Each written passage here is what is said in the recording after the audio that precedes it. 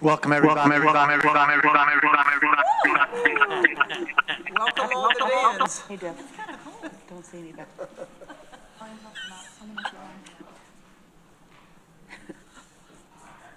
Test.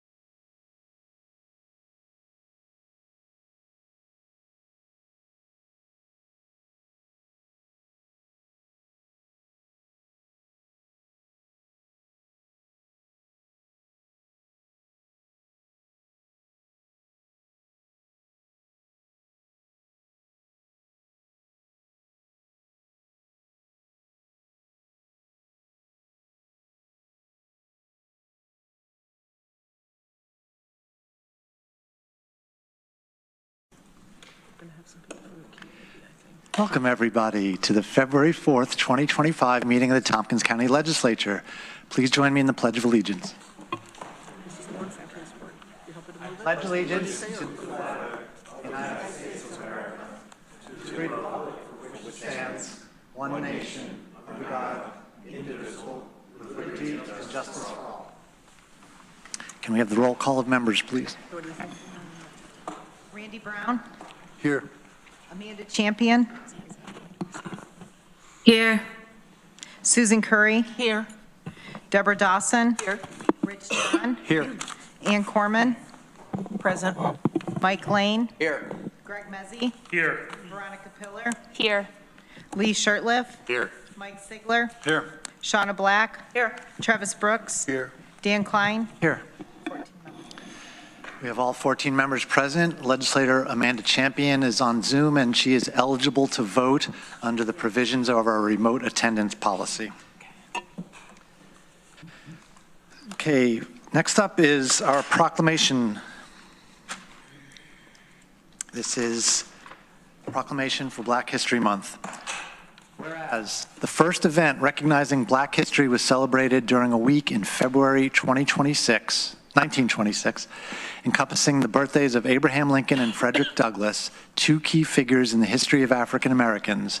And whereas African Americans helped develop our nation in countless ways, those recognized, unrecognized, and unrecorded. And whereas the contributions of African American residents and scientists, inventors, educators, farmers, homemakers, and explorers of earth and sky have been recognized annually during National African American History Month. And whereas African American citizens have participated and continue to in every American effort to secure, protect, and maintain the essence and substance of American democracy. And whereas Tompkins County's African American community continues to thrive due to the irrefutable contributions of many trailblazing Black Americans, including civil rights leader Dr. Dorothy Cotton, Pulitzer Prize winner Alex Haley, Nobel Prize winner Toni Morrison, Ruth Carroll Taylor, the first Black flight attendant in the United States, and many more phenomenal leaders of the Black community, locally, nationally, and globally. And whereas virtually every aspect of our community's life has been influenced by African Americans, whether in arts, medicine, government, labor, business, or volunteerism, now, therefore, be it resolved that the Tompkins County Legislature does hereby proclaim the month of February 2025 as Black History Month in Tompkins County. Resolved further that, together with our entire community, we join in celebration and recognition of the African American community, honoring the triumphs and struggles of African Americans throughout U.S. history, including the Civil Rights Movement, and their artistic, cultural, and political achievements.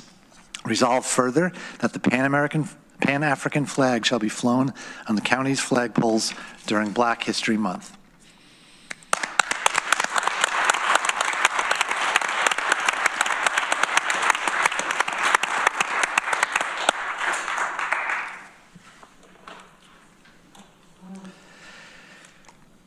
As far as, we are going to have one executive session, which I will announce the purpose of later.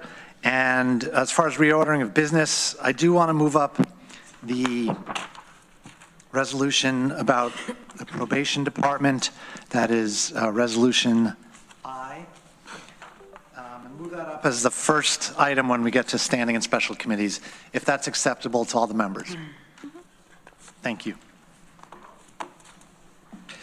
Next up is privilege of the floor. If there's any members of the public that would like to speak tonight, please go to the back of the room and pick up one of these blue forms, fill it out, and bring it right up here, and we'll get you in the queue. If you speak tonight, you are agreeing to some rules. I'm going to read the rules. I agree to a 3-minute time limit. I agree not to raise my voice. I agree not to use lewd, obscene, profane, slanderous, or libelous language, or speak or act in a manner that would tend to incite a breach of the peace. I agree not to speak about county personnel matters. Personnel matters include comments about the job performance of named county employees other than elected officials. After 3 minutes, I agree to leave the microphone and yield the floor. Transferring time to another person is not permitted. I agree to be courteous and not make comments, gestures, outbursts, or other disruptions while other members of the public or legislators are speaking. I agree that if I cause a disruption and am asked to leave, I will leave the chambers. First up is James Smith.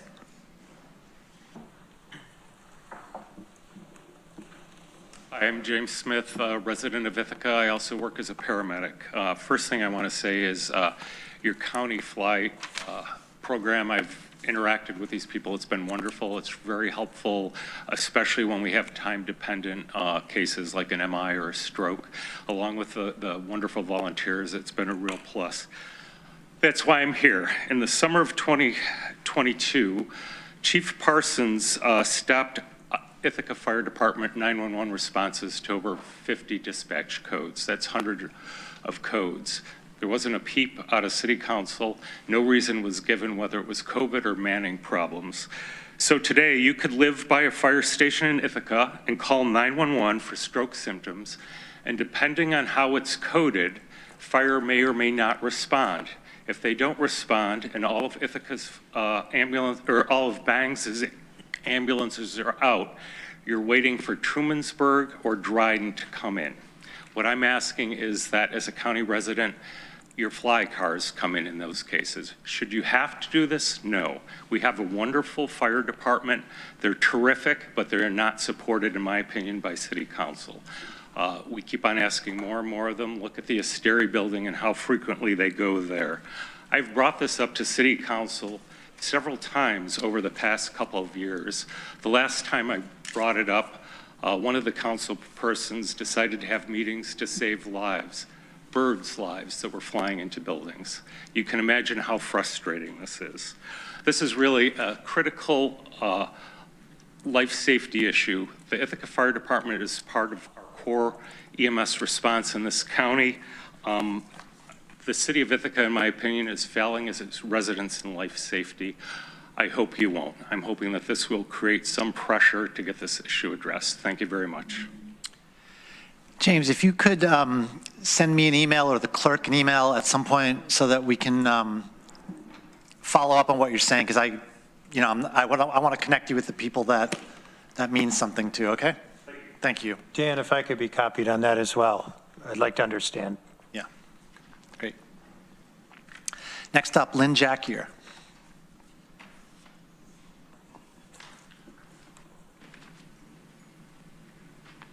Hello. Hi, I'm Lynn Jackier. My hands are going to shake a little. Sorry about that. I'm here to read a letter signed by over 260 Tompkins County residents so far regarding how we expect our leaders and our neighbors to respond to the threat of mass deportation targeting our community. We all have a choice to make. The people who put their names to this letter decided that visible dissent is crucial. Visible dissent dispels the climate of fear that authoritarians try to create. It undermines their power and provides reassurance to targeted community members. There are those who claim that the deportation agenda is only about protecting the public from violent crimes. Wrong. There are at least 11 million undocumented people living, working, and contributing peacefully in our communities. Both the president and his border czar say repeatedly that they want to detain and deport as many of them as possible. The criminalization of undocumented people is an excuse for executing an inhumane agenda. We support Sheriff Osborne and all our local officials who followed the law and our local sanctuary city policies when ICE came to target our city. The federal government is trying to intimidate local governments and individuals by threatening to investigate and prosecute those who follow policies based on local resolutions and who don't support, and if necessary, legal representation. Municipalities and organizations should provide vocal support and, if necessary, legal representation to any employees being harassed by federal officials for doing the job we ask them to do, and we can all continue to be visible in dissent. How much time do I have left? Because I didn't read the letter yet. That was just the introduction. 1 minute. 1 minute. Okay, here we go. Below is our message to Governor Kathy Hochul. It also applies to all of our elected representatives, city and county employees, police and sheriff's departments, public school employees, medical facility employees, and to each one of us.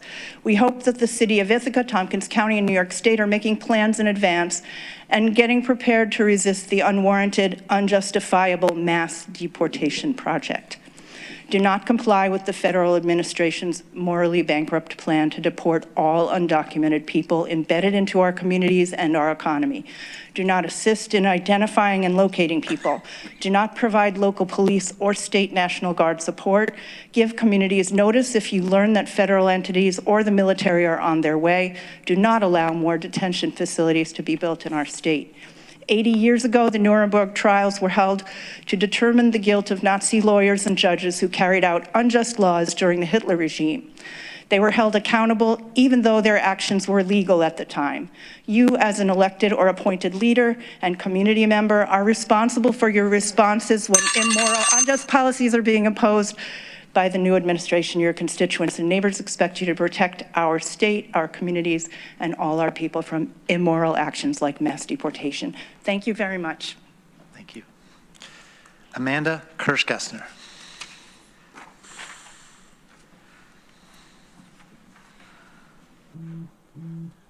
Good evening. Thank you for being here tonight.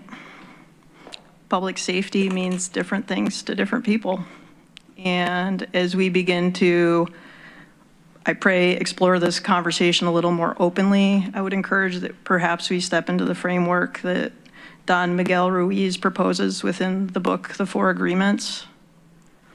The Four Agreements are pretty straightforward and simple. It encourages us to be impeccable with our words. And in the realm of public safety, our words have immense power to shape community trust.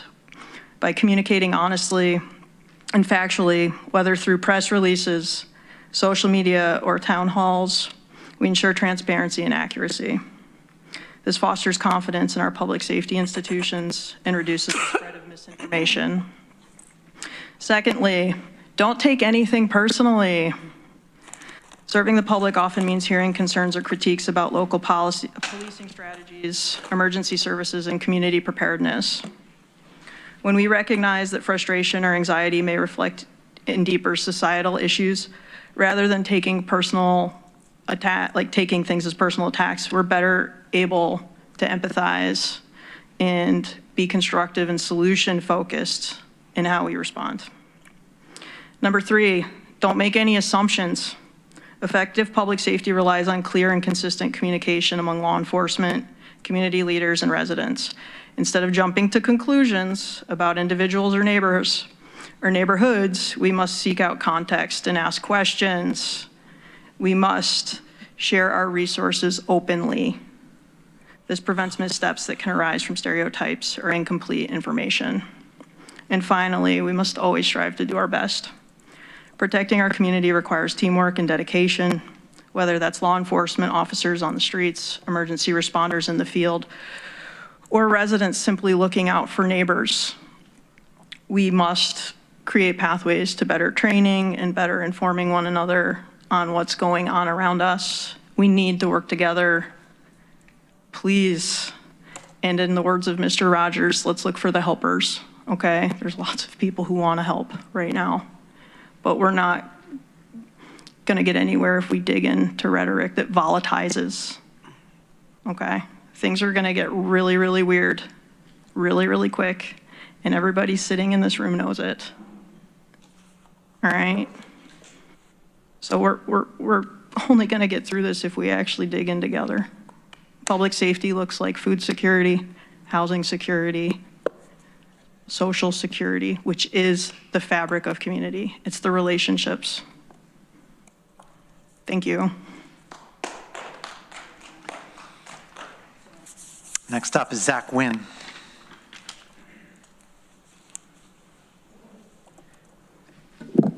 Good evening. The recent arrest of Jesus Hernandez by ICE has drawn significant community attention. Since his arrest last Tuesday, it has come to light that Hernandez had been deported 7 times previously. Additionally, he had been in the Tompkins County Jail since his arrest on September 28, 2023, after attacking a Tompkins County Sheriff's deputy in Jungle 1. Jesus Hernandez attacked a county employee. Mr. Hernandez, who has now been convicted twice, once for his recent guilty plea related to his 2023 arrest, and once for his 2016 conviction of reentry after deportation or removal, raises a question. Should someone with his record, a lack of citizenship, and an order of removal be allowed to remain free in the city of Ithaca, Tompkins County, or the United States? Do any of you believe efforts to remove him from the county are illegitimate? While criticism of this arrest has largely been directed to the Trump administration, it is important to note that the warrant for Mr. Hernandez's illegal reentry was issued on January 8th, 2025, during the Biden administration. I would like to understand the communication breakdown between federal immigration officials and the county jail. What policy led to Mr. Hernandez's release? Many have criticized the ICE operation as excessive, but such a response would not have been necessary had he remained in jail until ICE officials could retrieve him, avoiding a manhunt that extended to the Asteri building, the Jungle, and the Department of Social Services. The Public Safety for All resolution, passed by this legislature in 2017 as part of the county's quote-unquote sanctuary policy, states that county officers should honor detainer requests from federal agents in certain circumstances when a judicial warrant is present. It also allows for detention for up to 48 hours on a civil immigration detainer, even without a judicial warrant, if the individual has illegally re-entered the country after prior removal or has been convicted of a violent or serious crime. Based on my understanding of this policy, Mr. Hernandez should have remained in jail until ICE could take him into custody. The public deserves to know what communication did or did not take place between the Sheriff's Department, the jail, ICE that led to this outcome. Misinformation has spread rapidly in the wake of this incident. Claims that ICE agents stayed at the Statler Hotel, that 30 people were rounded up in the jungle, and that citizens were arrested and had their documents destroyed. This hysteria has culminated in a rally and protest on the Ithaca Commons this past Sunday. I've sent you video of a man being verbally accosted by mass protesters, with a witness reporting that the man was shoved before the recording began. With another rally planned for Friday and more likely in the future, I urge the legislature to make an unequivocal statement condemning political violence and intimidation. For over a decade, Ithaca has seen repeated instances of roadblocks, assaults, and vandalism.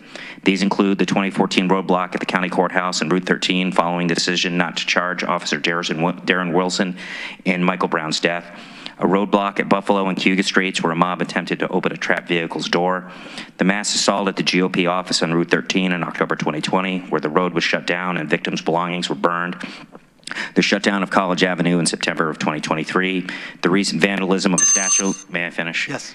Excuse me? Do you mind?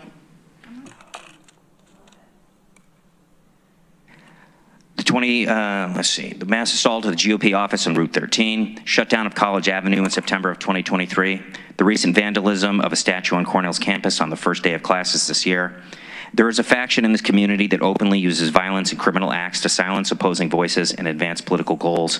Members of this faction have even shown up at the homes of Common Council members and former Mayor Myrick with the intent to intimidate.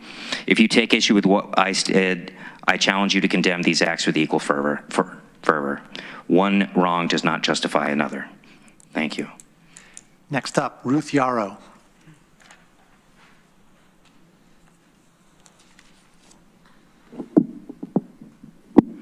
Good evening. I just want to say I'm glad I live in a city and a county that has a sanctuary status, and I appreciate your support for that. I have members of my family that are from Latin America, dearly beloved, and I have friends who are undocumented and are in real fear now. And I appreciate what happened, that even though ICE wanted to make a big deal of what the arrest that they could have done very quietly the other day, I felt that the city and the county responded in a wise way. So thank you, and I hope we can continue to work together. And you will hear more of our very heartfelt, nonviolent attempts to make clear that we support the sanctuary status. Thank you. Okay, now we have several speakers on Zoom. And if there's anybody that's still in the room that wanted to speak tonight, this would be a good time to go ahead and get your blue form filled out and bring up to us. Okay, the first speaker on Zoom is Martha Robertson, former chair of the Tompkins County Legislature. Hello, Dan, fellow legislator, former colleagues, and members of the public. Thank you so much for having me tonight. I wanted to speak about Resolution J, the member-filed resolution. It was recommended by the Climate and Sustainable Energy Board, so thanks to legislators Corman and Pilar for forwarding it here tonight. It's time-sensitive. The title, Calling on Congress to Preserve All Local Government Clean Energy Tax Credits in the 2022 Inflation Reduction Act. It may seem quaint, but this week, but we're asking in this resolution only that the promise is made by the United States government in 2022 be preserved. That is funding for clean energy and other kinds of projects that were in the Inflation Reduction Act. I will point out, as the resolution says, that 85% of the announced investments are in Republican districts represented by Republican members of Congress, and 53% of new clean energy jobs have benefited those districts just so far. Tompkins County has approximately $1.8 million in pending IRA tax credits.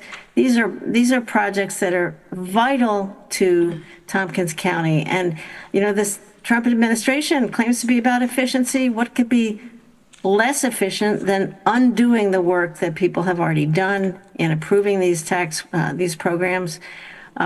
They also claim to be for all the above energy policy. These tax credits should go through, and I really hope the legislature will fully support this resolution. I also appreciate folks speaking out, and as Mr. Wynn mentioned, there is a rally planned for this Friday at noon on the Commons. I'm happy to announce that Greg Mezzi will be one of our speakers. Thank you, Greg. And Mayor Rob Cantelmo, Assemblywoman Anna Kellis, and others, Dr. Brooke Whitehead and Dorothy Cotton, Jubilee singers as well. This will be a rally to bring people together to talk about hope and justice and to really find ways to move forward, to speak up for the things that are important to us, the things that are important about the federal government, the funding that has been already duly approved by law, by Congress, and this funding should be preserved and not cut back illegally. So Hope everybody will come out and join us on Friday at noon on the Commons. Thank you so very much. Next up on Zoom is Kate Barfler. Hello, and thank you for letting me speak tonight. I'm here tonight just to update the legislatures on an item for the Environmental Management Council. And I wanted to let you guys know that we are actually partnering with a Cornell graduate class to start a 5-year strategic planning process. Currently, the EMC mostly operates on a year-to-year basis, deciding on tasks that are based on our members' interests and don't really tend to look at like a long-term goals and needs of the county. So we're trying to address that. The Cornell class that we're working with is a graduate level, I said, called Strategic Planning for Nonprofit Organizations. And they have students that are both doing non-governmental operations and government organizations. And they're going to be the ones that are going to be working with us to complete our strategic plan. And I mention this to you all because as part of the process for the strategic plan is they interview stakeholders, which we help them identify. And each county legislator is a stakeholder. We're your environmental advisory board. So I'm hoping that you will engage in this process that is led by the students. They will be reaching out in the next week or so to start these interviews and to line up when they would be.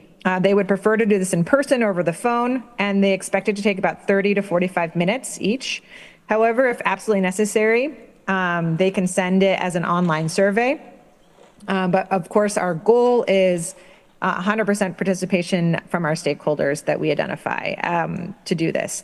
They have a really short time window to complete these interviews. I think they have about 2 weeks. We're going to be meeting with them tomorrow, and so hopefully they'll be reaching out by the end of the week, which is why I'm here tonight, just to give you all a heads up that it is coming and to look for contacts. They will be coming directly from the students themselves. If you have any questions about this, certainly do not hesitate to reach out to me or anything else or any other ideas, or if you have specific stakeholders, we will be looking at other departments in the county as well to reach out to in addition to the legislatures, and it will be in the community and in the towns. So hopefully we'll get a really good feedback to work on a strategic plan. That's all I have. Thank you so much. Thank you. The last blue card I have is from Irene Weiser, also on Zoom.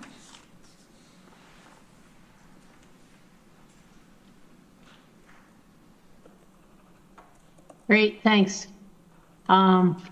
So I'm here tonight to speak to you as the chair of the Climate and Sustainable Energy Advisory Board. That's a new position for me.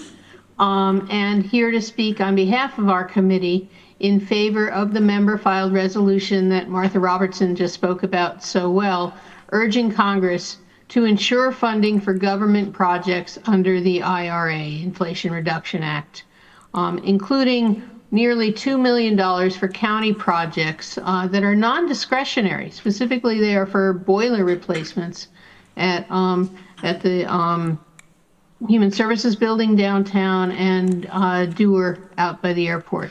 Again, these are non-discretionary, they're boiler replacements, and they need to get done. If they don't get done through the money that Congress has set aside, it's going to cost our taxpayers nearly $2 million more to get these projects done.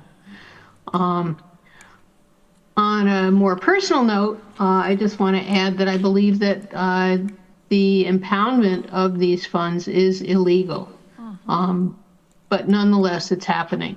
And I want to clarify for folks that the Inflation Reduction Act is not equivalent to the Green New Deal. There is no Green New Deal that the federal government has passed. And in addition to providing, admittedly, yes, money for energy security and climate change, like tax credits for households and municipalities and clean energy production, the Inflation Reduction Act also creates a 15% corporate tax minimum. It provides for prescription drug reform, pricing reform, and it provides money for the IRS for tax enforcement, which mostly is for large companies and individuals who don't pay their fair share. So, you know, in so many ways, the impounding of this this legislation and the funding it provides is really troubling to me. But nonetheless, the resolution is narrow, specific to our needs of getting boiler replacements and ensuring that we get local funding. So thank you for considering the resolution. I apologize that it's coming in as a member filed. If we waited to put it through first the Peak Committee and then to the Legislature, it wouldn't have been until much later this month. And we just thought that was too late, that this is a very time-sensitive issue. So thanks for your consideration. I hope we'll have your full support. I want to thank all the speakers that spoke to us tonight, and we're going to move on to the next item, which is privilege of the floor for municipal officials. I see Pierre St. Perez. I saw, and Patrick Keel. The dynamic duo is here. Very good. City of Ithaca Common Council representatives, welcome. Thank you. Okay, so good to see you guys. So what do we have coming up? First things first, we tomorrow plan to sign on to the same an equivalent statement on the cargo mine that you guys did at your last meeting.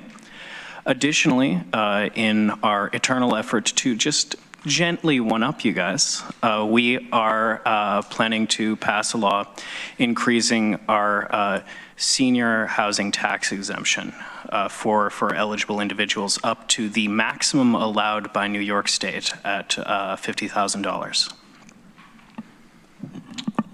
Yes, and then as many of you know, we're reaffirming our sanctuary city status tomorrow, which obviously has been a big deal in our community with recent events. I also just wanted to mention to an earlier speaker, Mr. James Smith, that as many of you know, I'm very focused on EMS in Tompkins County as well as the city of Ithaca.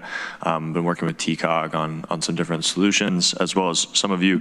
And you're of course always welcome to reach out to me. I definitely see those problems with the city of Ithaca and think that there's work we could do both between the city and the county in terms of collaborating on EMS coverage in the city. So thank you, and I look forward to hearing from you. Questions or comments for our Common Council friends? Mike Lane. Glad to hear you're talking about the EMS thing, because the point that was made by one of the members of the public about having to rely on Dryden ambulance to come down to Ithaca, and this happens a lot. It's not very popular in my district, in my town. There's an unfairness about that, and so it's so important that that be looked at. Yeah, I couldn't agree more. I think that the Dryden taxpayers are subsidizing other parts of the county, including the city of Ithaca in some circumstances. So I think that's an important topic to be aware of. I would encourage all the members of the legislature as well as members of the public to really look into the problems facing EMS, not just in our county, but across the state. I just got back from the New York Conference of Mayors and Municipal Officials. It's actually why I was 5 minutes late today. And there was multiple sessions on EMS reform at the municipal level. There's cities and villages across the state who are doing really interesting things to ease the burden on the EMS system. I know we've got our approach, but I'm excited to bring some of those things that I heard at NICOM and introduce them to TCAT as well as other members of the legislature and Common Council. Other questions or comments? Greg. Yeah, more of a comment, just to put perspective. I think about 40% of Dryden ambulance calls are a response to outside of the town and village of Dryden. So pretty heavy subsidy there. So I know that I've been contacted, Patrick, you and I have sat down and talked about this by our town board, and look forward to working with Rich John and the Public Safety Committee and TCOG and all of the municipal parties to try to come up with a better way of doing things, because there's clearly a need, and we can't just rely on a few municipalities to serve the greater county. So I hope that there's more to come this year about that topic. So thanks for continuing to raise the issue, and hopefully we can put some good work in this year. Absolutely. And for those of you who don't know, I worked actually alongside Mr. James Smith on an ambulance as an EMT for multiple years. And so that's one of the reasons I feel this is a particularly important issue. Anything else from the legislators? As always, thank you for coming.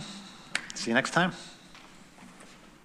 I don't think there are any other municipal officials in the room. Am I correct? Okay. Next up is legislator privilege of the floor.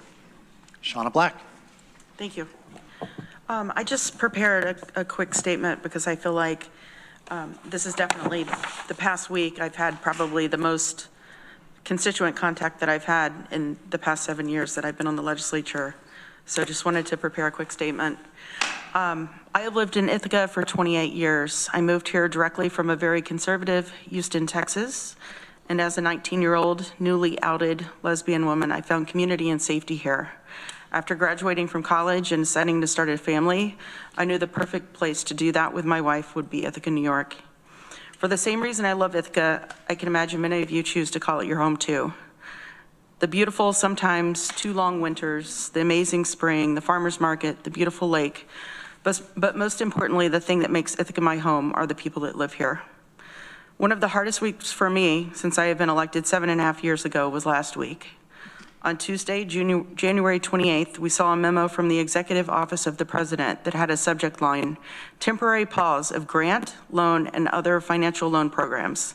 It also stated, and I quote, financial assistance should be dedicated to advancing administration, in capital A, priorities, focusing taxpayer dollars to advance a stronger and safer America, eliminating the financial burden of inflation for citizens, unleashing American energy and manufacturing, ending, in quotes, wokeness, unquote, and the weaponization of government, promoting efficiency in government and making America healthy again, the use of federal resources to advance Marxist equity, transgenderism, and Green New Deal social engineering policies is a waste of taxpayer dollars that does not improve the day-to-day lives of those we served. It then went on to say that federal agencies must temporarily pause all activities related to financial disbursement.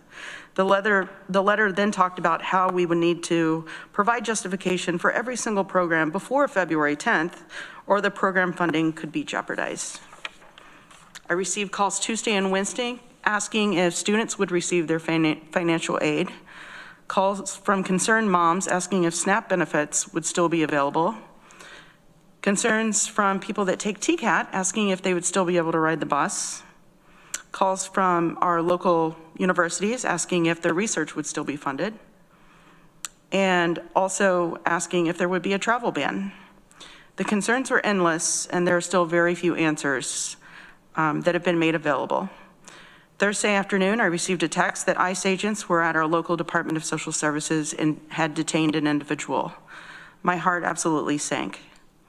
As I dropped what I was doing and made my way downtown to our DSS building. When I arrived, there were a few people collected outside who informed me of what had just happened. Typically, I've also been a proponent of writing resolutions or proclamations because we're legislators and that's what we do. And believe that as a legislature, this is a way for us to show our community what we are doing and be transparent. But tonight I'm very apprehensive to do that in this situation, as I know that any attention we bring towards our county could have very negative impacts on some of our neighbors that live here and call Tompkins County their home. For that reason, I think it's important for our community to understand what we have done and what we have in place. In 2017, the legislature passed a resolution called Resolution to Maintain a Safe, Inclusive Government and Ensure Protection, Order, Conduct, Safety, Health, and Well-being of all persons in Tompkins County. I do have copies of that resolution here if anyone would like to see. This resolution is 5 pages long, and I don't obviously have time to read it all tonight, but know that we have worked hard to make sure that these policies are in place and that they have been vetted by our attorneys, both on the local and state level. While it's easy to write up a resolution, it's policy that actually puts things into action. And I'm thankful that we've already done that and our staff has a directive to follow.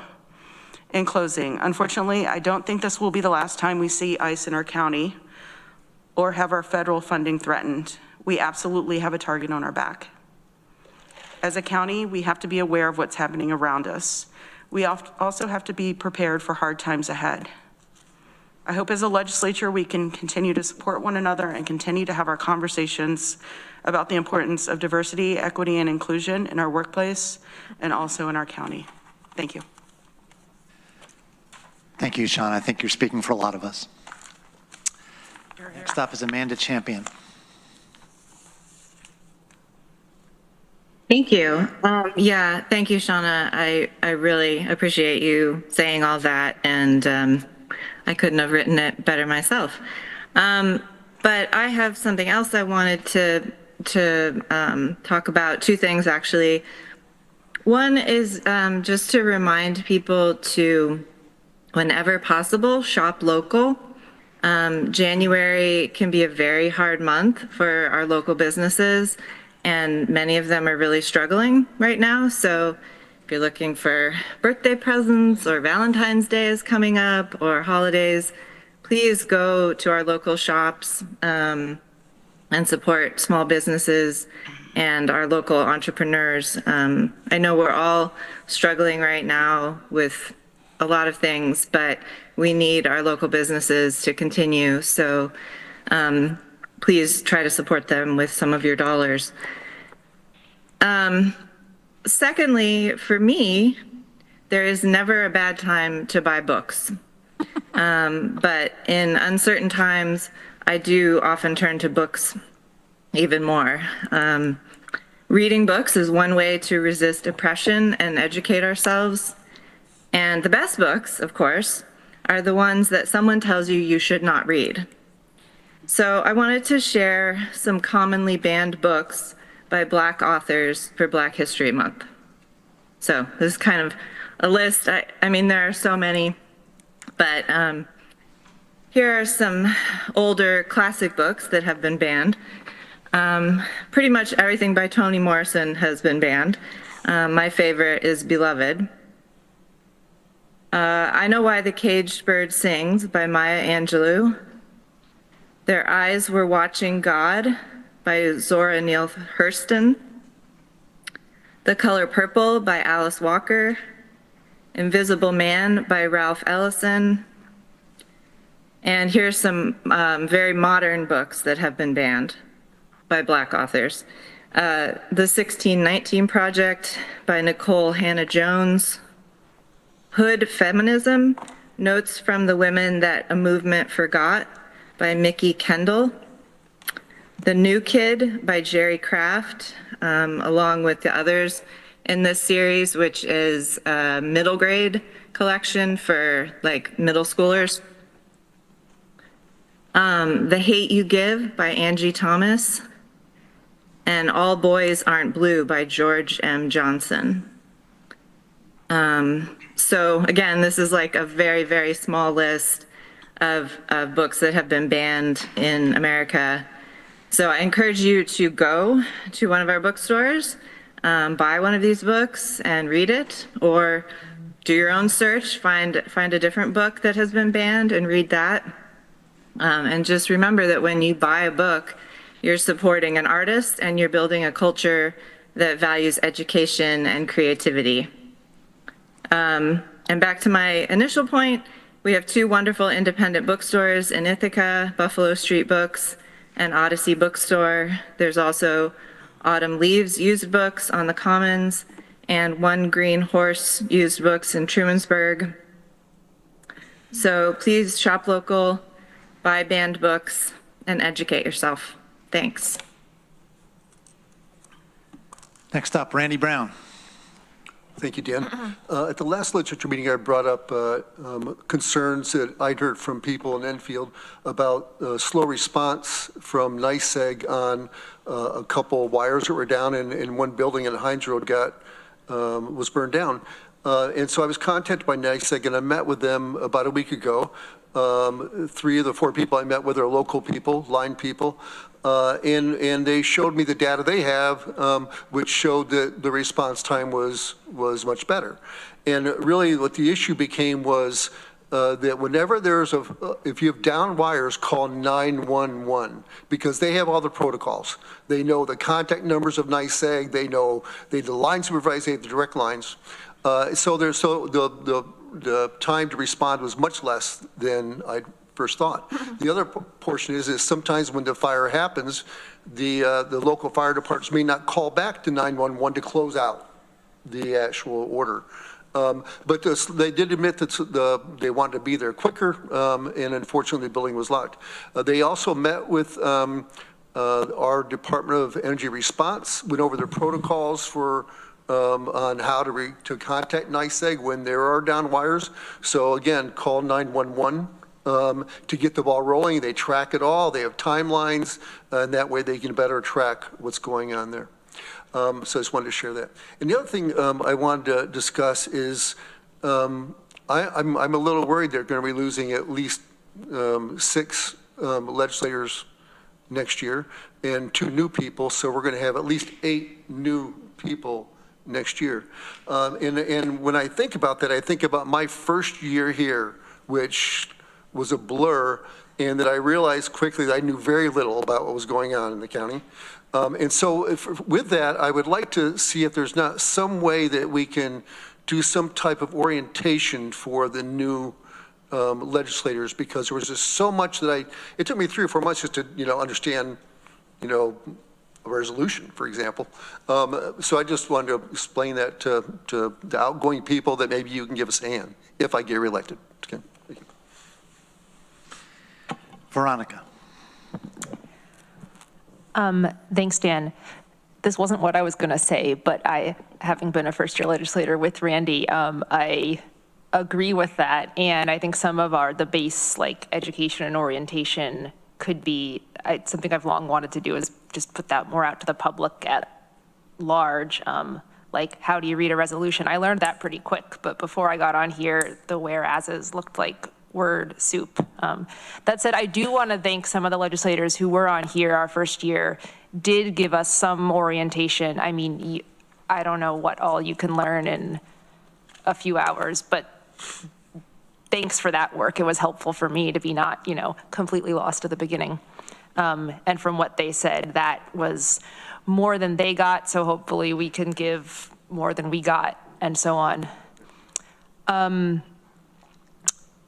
What I meant to say was a couple of public commenters talked about clarity of communication and misinformation, and I don't have a grand statement on that, but I wanted to share out a couple things people have recommended to me recently when sharing information, such as like possible ICE agents spotted in the community. And this is not talking about official county communications.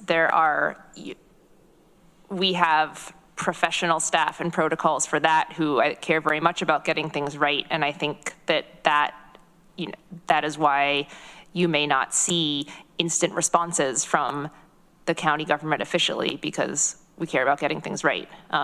But for more casual communication, 2 recommendations are: 1, if you're sharing something that seems like an emergency, add what time and day it is, especially if this is in text, so someone doesn't come upon it a week later, freak out, and it was all for nothing. And 2nd, if you're not sure that something you're sharing is true or it's just a rumor, but you think it's really important and you really need to share it, say this is not confirmed, like hearsay, unconfirmed, and then go ahead and send the thing.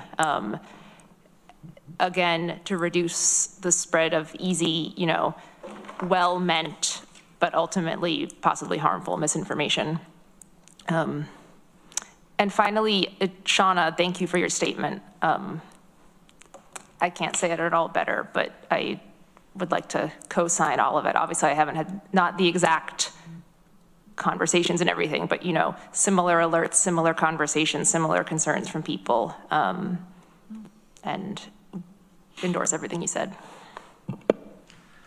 Mike Lane. Thank you. On February 4th, where does one start? There's so many things that we could comment about. First of all, I want to thank you, Dan, for your proclamation for Black History Month. That is so important. There are elements out there now that are saying we shouldn't have that kind of celebration. Well, of course we should. History is important. Different We are a diverse America. We have, I'm an Irish American, there are Italian Americans, there are African Americans, there are indigenous people, there are folks that have come over from China and the Asian countries and up from the countries of the Gulf of Mexico, by the way. And those folks all need to be celebrated, and we try to do that here in America.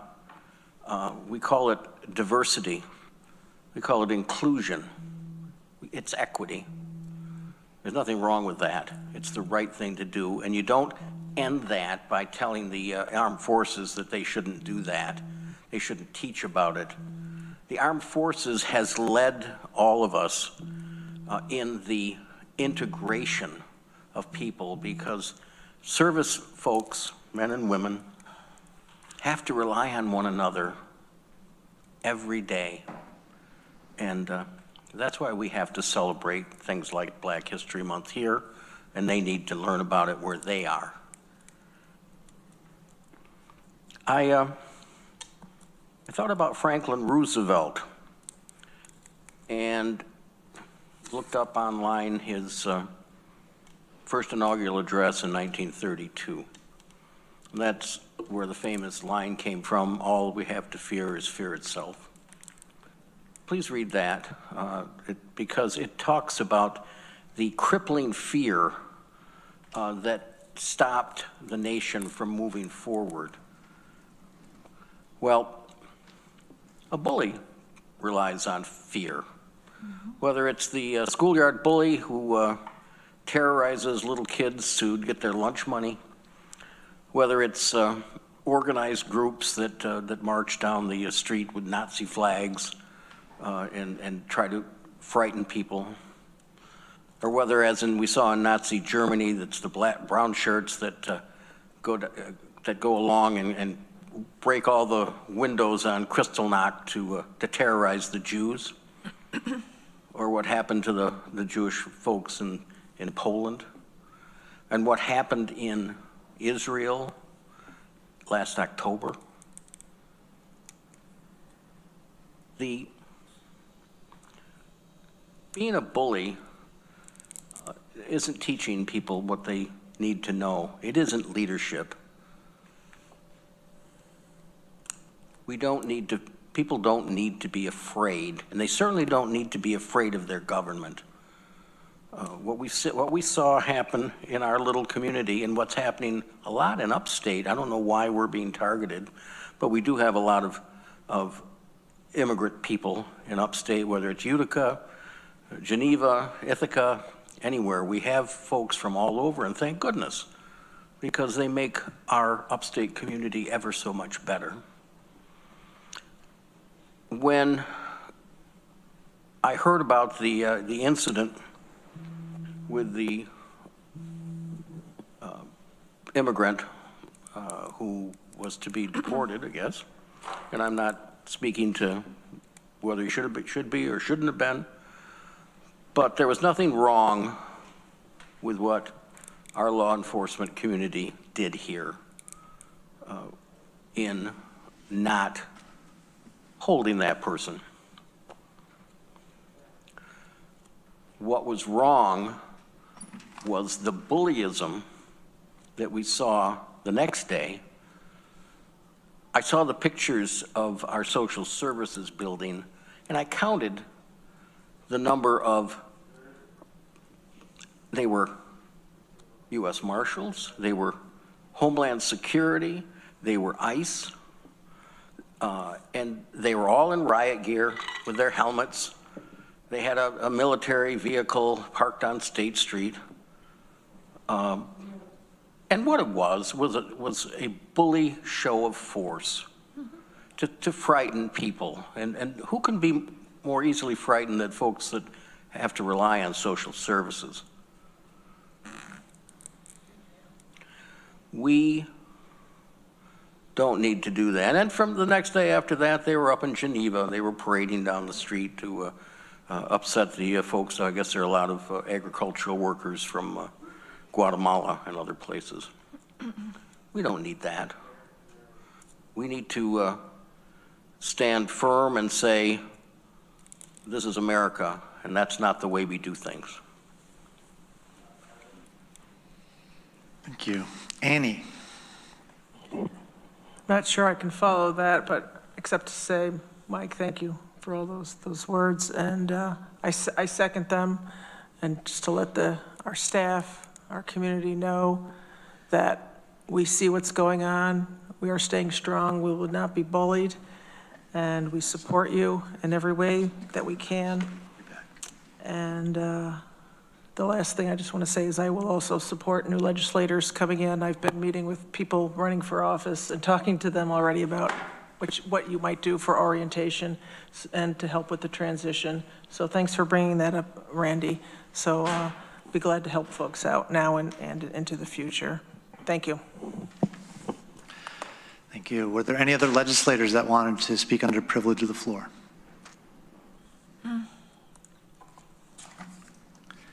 Okay, I'm going to move on to my chair's report. Tompkins County Whole Health has launched its Community Health Survey. The survey is anonymous, and the information gathered will be used in formulating the Community Health Assessment and Community Health Improvement Plan. The survey can easily be found on the county's website, and the survey runs through February 27th. Legislator Rich John and I attended the Tompkins County Department of Emergency Response open house last week. Were there any other legislators that went to that I was unaware of? Okay. We went to see their newly renovated state-of-the-art 911 call center. Last year, the 911 call center answered 140,000 calls altogether, 37,000 of which were direct 911 calls. During the renovations, they removed 700 pounds of old cables and wire, which they brought in for recycling. The new text to 911 feature is tentatively scheduled to be rolled out in March. County administration staff and I remotely attended a New York State budget briefing this morning given by the New York State Association of Counties. New York State's budget has a big impact on the county's budget. The New York State budget was described as fairly good, but with the caution to take nothing for granted given the threats of funding cuts and freezes that are coming from the federal government. And then finally, I want to say something about comments that continue to get made about our shelter system and the staff who run it. Everyone is entitled to their own opinions, and certainly my perspective from this seat is different from that of the guests staying in the shelter, and from people staffing the shelter, and from not-for-profit partners, and from the general public. When legislators hear complaints about an individual's experience with the shelter system, we generally cannot reply in any detail. By law, we are not authorized to even know the details of any individual's situation with the sheltering system. When I receive these comments from the public, I pass them along to the Department of Social Services, and that is about the limit of what I can do.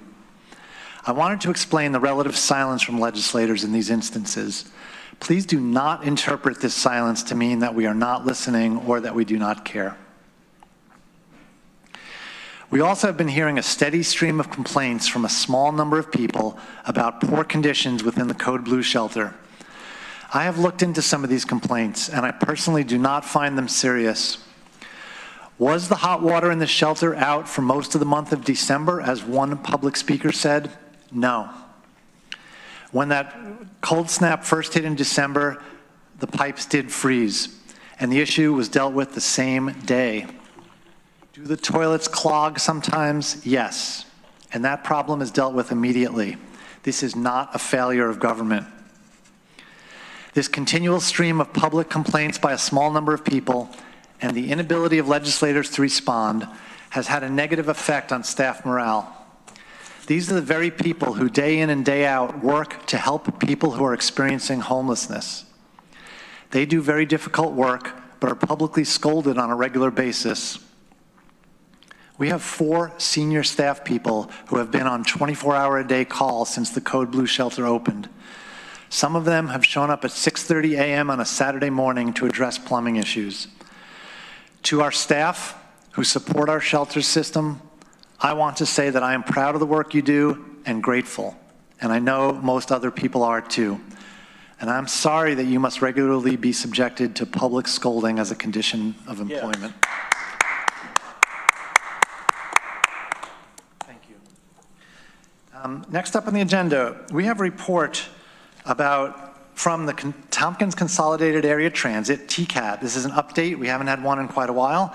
And this is being brought to us by Legislator Deborah Dawson, who's also the immediate past chair of the TCAT Board of Directors. Deborah. Thanks, Dan. It has been quite a while since we had an update on TCAT, and for the benefit of those of you who haven't been as immersed in TCAT as I have, I wanted to give you a quick reminder. TCAT's not an authority. It's an independent nonprofit organization with 3 underwriters: Tompkins County, the City of Ithaca, and Cornell University. Each of the underwriters recommend 3 members to serve 3-year terms on TCAT's 9-member board of directors, and this year the county recommended board members are Shauna, Susan Curry, and myself. It's important to understand TCAT's finances and its dependence on state and federal grants and STOA, which is the operating assistance funding that we receive from the New York State Department of Transportation. Each of the underwriters contribute approximately $1 million each towards the organization's annual operating budget, as well as a relatively small amount towards its capital funding. TCAT's 2024 operating budget was approximately $20 million. So the underwriters' combined contributions of $3 million only covered about 15% of its necessary revenues. Another $3.5 million came from fare revenue, of which $3 million came from Cornell under a service level agreement which ties the university's payments to the number of hours of bus service TCAT provides on designated routes running to, from, and through campus. The rest of TCAT's revenues, well over half of budgeted revenues, come from federal and state grant programs and STOA. And here's a key point I'd ask you to bookmark for later reference in this report. Because TCAT is not a governmental agency or a transit authority, it's not eligible to be a direct recipient of those federal and state grants on which it depends. Grants and other forms of assistance funding have to be distributed to Tompkins County and then redistributed to TCAT and Gadabout as subrecipients. We, the TCAT board and staff, are grateful to Frank Daldo, who works out of our Department of Planning and Sustainability, for his management of TCAT's grant funding and for his work with and connections to folks in the New York State Department of Transportation and the Federal Transit Authority. TCAT started 2024 without a controller, without an HR manager, and without a service development manager.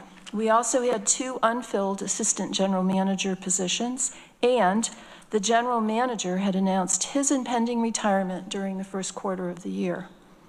Shortages of drivers, mechanics, and buses meant that TCAT was missing hundreds of scheduled runs every month. This made it really difficult for TCAT to meet the hours required in the service level agreement with Cornell. Overall, ridership remained much lower than it had been prior to the pandemic, and the farebox system on most of our buses was not working, so farebox revenue was way down. Revenue-wise, STOA was keeping TCAT going, thanks to the state's hold harmless policy, which detached STOA payments from the actual service hours and passengers served and held them at pre-pandemic levels. Meanwhile, in 2023, TCAT had failed its FTA triennial review, and so some of our federal grant funding and assistance was being withheld until the county and TCAT could correct the deficiencies that the FTA had identified. By the end of 2024, TCAT had a new general manager, a new controller, a new HR director, and a service development manager, comprising a management team so talented and effective that we really didn't need to fill those 2 assistant general manager positions at all. While TCAT still has difficulty hiring bus operators and mechanics in this very tight labor market, The quantity and quality of our recent hires in these categories is steadily improving. We've acquired several used buses in excellent condition from Albany's transit service. TCAT's service delivery has vastly improved. In December, we only missed 167 out of over 19,000 scheduled runs. TCAT installed a new fare box system, so fare revenues have increased. We've renegotiated our service level agreement with Cornell, so our service hour goals are more realistic and easier to achieve. And we have a new fare agreement with Ithaca College for its riders. Ridership is up over 20% from 2023 levels, although it's still down 27% from pre-pandemic levels. We expect that TCAT's more reliable service levels will contribute to a continuing increase in ridership. Finally, the county and TCAT, working together, corrected all of the deficiencies identified in the 2023 triennial review, and that experience has helped us prepare for the next one. Looking ahead, while 2024 was a rebuilding year for TCAT, at least we knew what our challenges were. On the other hand, 2025 is shaping up to be a year of major uncertainties. Will the federal grant and operating assistance that TCAT relies upon continue at current levels, or will it be cut? An order recently issued by the new Secretary of Transportation directs the department, quote, to require local compliance or cooperation with federal immigration enforcement and other goals and objectives specified by the president as a condition for grant and loan funding. Bearing in mind that the direct recipient of TCAT's federal grant funding is Tompkins County, which has been identified as a so-called sanctuary jurisdiction, we're not sure where this new directive will leave us. Will STOA continue at current levels? We've been hearing for years that New York State will be stopping Hold Harmless and replacing it with a different formula-based program of operating assistance. Will 2025 be the year that that happens, and what will the formula be? Now, I want to let you know that after I wrote this, I did hear from our general manager who met with Anna Callis' office, and it sounds like if the STOA formula is changed, it will actually be more generous than it was before the pandemic, so fingers crossed. TCAT's bus operators and mechanics are members of the UAW. TCAT and UAW are currently negotiating to replace the labor agreement that expired on December 31st, We're just not sure what impact the new contract will have on our budgets for the next few years. TCAT desperately needs new buses, especially since our 7 Proterra battery-operated buses have a design defect that forced us to take them all off the road. We have new diesel, hybrid, and battery electric buses on order, and we hope we'll receive them during 2025. One concern I have is that we pay for our new buses with federal and state grant funding, so I hope those funds will actually be forthcoming. Finally, as has been the case since the pandemic, TCAT will continue to face a fiercely competitive labor market where mechanics and people with commercial driver's licenses are in high demand and not widely available. So thank you for your attention and your continued support of TCAT, and I'll be happy to answer any questions you may have. Thanks. Deborah, thank you for that excellent report. Thank you. Are there any questions or comments for Deborah? Greg. Yeah, I think, I don't know if the rest of the community know how much work the 3 of you that sit on this board actually put in, but I think the whole community, every TCAT bus rider, everybody who appreciates public transportation, hats off and kudos to Deborah, Shauna, and Susan for a lot of work. I think we've had interesting times with TCAT, and there are continue to be interesting times ahead, but it seems like the stability that the organization currently has is in part due to a lot of the hard work and energy that I know a lot of you and our other partners have put in. So I'm grateful, and I hope that our riding community also realizes the impact that the 3 of you are making as part of that board. So thank you again. Oh, you're welcome, Greg. Thank you. Susan. I just wanted to thank Deborah for her leadership. Last year it was a really difficult year, in terms of, but it's turned out terrifically because the general manager, the new HR person, the new finance person, they're fantastic. And they've really created a great team and have done, there's so much improvement. And I see more improvement coming. So we have a great board as well, which city, Cornell, and the county. So yeah, it was a lot of work, but it was really rewarding to see such improvement. It was great. Shauna. I'll just add that I've been on the TCAT board for about 1.5 years now, and this is the first time that I've seen all 3 partners truly come to the table and put forth 9 people that are worker bees. And, you know, we're all on different committees, and they've really, I think it's been really dynamic to see because historically that has not been the case. So. And we have an excellent chair this year in Laura Lewis. Mm-hmm. It's true. Ann. Yeah, I wanted to thank my colleagues who have been working on the TCAT board and everybody else. I know it took a huge team, but right now I just want to thank you folks especially. I know it's way more than you signed up for, but thank you for volunteering and allowing us to maybe sometimes push you guys towards doing all this work. So thank you so much, and you will not be receiving any stipend or anything for that. But anyway, no, what I really want to say is thank you. And as we all know, public transportation is very critical in this community, every community, but especially our community. So thank you for helping keep it as a very functioning and now a vibrant organization. Anybody else? All right, Deborah, thanks again. We're now up to reports by some staff. First one is our County Administrator, Corsa Akumfi. Yeah, thank you very much. I think I did share with all of you various report over the weekend, key things that we're dealing with. Just to report, we are still collecting information from department about programs that are federal funded so that we keep our eyes on the ball, even though the order has been stayed and also withdrawn. We still need that information to be aware of what department are dealing with and how we can respond in case something comes by. We're expecting something to come back at some point, but we need to know what the volume of work we're dealing with and the funding structures that we have in the department. Also, as Dan indicated, there was state budget review today that I was on the call as well.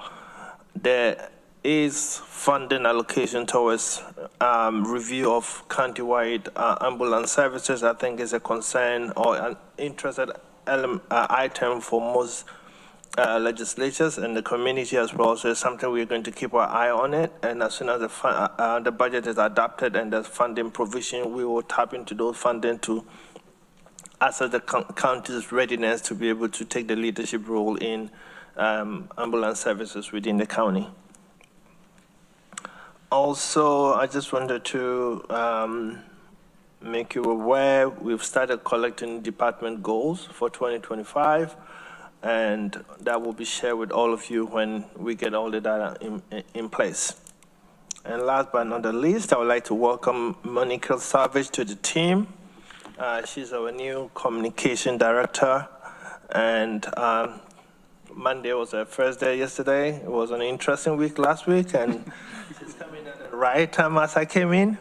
So welcome, Monica, and we look forward to working with you and projecting the county as much as we can to the community and also to the state as well. So thank you.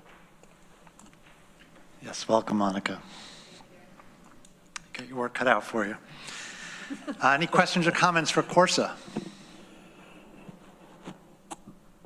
Okay, thank you. Next up is County Attorney Maury Josephson. Good evening. I may give more of a report than usual this evening, so hopefully bear with me. I'm going to do my best to be objective and practical in what I talk about, but I wanted to provide sort of a roundup on the federal activities that have been impacting our community. And I've been following them closely, and if there are materials anyone wants to read or review, I'm happy to get those for you. As we've heard, the OMB 2513 memo, which put a pause on all federal financial assistance, has been subjected to 2 temporary restraining orders, one out of the District of Columbia Federal Court by Judge Lauren Ali Khan, and one out of the District of Rhode Island by Judge John J. McConnell. I think one of the most interesting things about those proceedings is, number one, the breadth of the OMB order. Federal financial assistance, all the programs that are covered by that are listed at www.sam.gov. There are thousands of them that were arguably affected by the executive order. Second, just in terms of what the future looks like coming out of DC in terms of consistency and reliability of the information we receive, OMB 2513 was supposedly rescinded by OMB 2514, except that 1 hour later, the White House press secretary said online and on X, "Oh no, the freeze is in full force and effect." So the 2 judges in DC and Rhode Island saw through that and entered TROs anyway. TROs are short-term orders, so we need to stay tuned and see what's happening. Hearings on a preliminary injunction, which is a more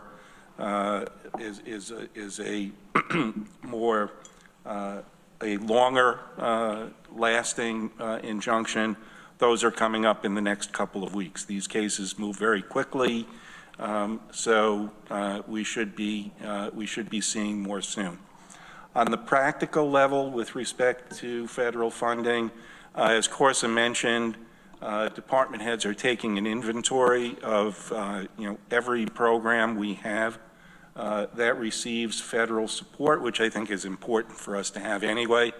And another thing that's critical is that if you hear reports from staff or from county affiliated organizations saying that they are having difficulty accessing federal funding streams, that we find out about that right away. Because those are the things that led the 2 federal judges to enter TROs, is that notwithstanding the rescission, states were having a difficult time, even as of Friday, accessing Medicaid funds and accessing funds for a variety of other programs. And I will definitely keep you up to date on that. The second is the immigration issue, and particularly the accusations that were made against Sheriff Osborne by Deputy Attorney General Emile Beauvais, which is a very unusual thing for Deputy Attorney General to insert himself into something this local and this small a community, is that the county did issue statements in response to his press release. I just want to reiterate the 4 points that were in there, because that is the sheriff acted consistently with law, consistently with guidance from the New York State Attorney General, and consistently with guidance from the New York State Sheriff's Association. There was no interference with federal immigration enforcement efforts. Our sheriff's office did nothing that would place federal law enforcement officers in danger, and that ICE knew and had the ability to pick this individual up the moment he walked out of the jail, and did not do that. And I think that's really all that needs to be said about it. This was one incident involving one individual. There's, there's a steep learning curve with the changes in policy. And, I think it's better to look at the practicality than to be doing hyperbolic accusations against anyone. On the practical level, we issued guidance to employees in case they are challenged on site with warrants or any sorts of enforcement activities. And again, I think the advice we gave is very practical and objective, which is, first of all, stay calm. Okay, it's intimidating to be confronted by law enforcement of any kind, let alone federal authorities, but stay calm. Number two, involve counsel. If a department or employee is presented with a warrant or paperwork that needs to be reviewed, involve leadership, involve the county attorney's office. If somebody's on site with a warrant, Holly or I will make ourselves available to go and review that warrant. Third, when in doubt, state your objections, but do not physically or verbally interfere with the agent's activities. With that practical statement, I'll stop talking about immigration, except for one thing. There's, and I hope you won't mind my telling a short immigrant story about Ithaca and Tompkins County, and it's about a couple who came to the Lower East Side of New York around the turn of the 20th century and didn't like the crowding and didn't like selling fruit off of a push cart.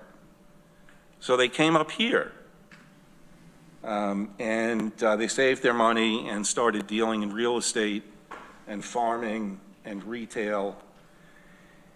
And so if you ever wonder, when you hear those cute Yiddish sounding names on the streets in Nate's Floral Estate, Gussie and Jake and Benjamin and Reuben and Mary, those are my father's maternal aunt and uncle and his cousins. So that's, part of my Ithaca story, and also, moved here 5 years ago for a similar reason, similar to Shauna's, in my case, involving family members with very special needs, who I thought would be much more welcome here, and they have, in fact, been much more welcome here. That's my report. Any questions, feel free to ask. Thank you, Maury. Mike Lane. Maury, thanks for that overview. I think there's some confusion about what a warrant is, and that there are many kinds of warrants. For example, we issue warrants every year to collect taxes. And there seems to be some question about the warrants that were involved in this immigration issue. Can you comment on that at all? I will comment generally. There's a lyric that I had mentioned to Dan that I think should be attributed to Bob Weir of the Grateful Dead, which is, I'd like to get some sleep before I travel, but if you've got a warrant, I guess you better come in. Well, it's not always true. There are different kinds of warrants, and particularly in the immigration area, there are civil warrants. There are a bunch of different kinds of warrants that can be attached to a detainer, as well as judicial warrants, although judicial warrants aren't particularly well defined. And one such type of warrant is a federal arrest warrant, where the balance of legal authority And the AG's advice is that it's in the discretion whether local law enforcement follows those, that federal arrest warrants, that a federal court cannot direct a local authority under the 10th Amendment to execute a federal arrest warrant. It is, optional, but not obligatory. So yes, when you hear the term warrant thrown around, it's a nuanced subject. It is an overblown subject. Just like the sheriff's office can't force the FBI to do something. The 10th Amendment divides that up the same way for the states. If the federal authorities don't get to deputize the states. Thank you. Any other questions or comments for the county attorney? Deborah. Yeah, I didn't realize that defining a warrant was like nailing a custard pie to the wall. Under the circumstances, would it be helpful if we had some sort of policy based on your legal analysis, Maury, that defined for the benefit of our staff and the sheriff what a warrant actually was within the meaning of our resolution? That is another area that I'm monitoring because we're not the only ones working on that. Okay. There are a variety of organizations that are putting together memoranda on that, ranging from the ACLU to the New York State Sheriff's Association. So I think that's something to keep track of, as opposed to necessarily generating our own work product, at least at least this point in time.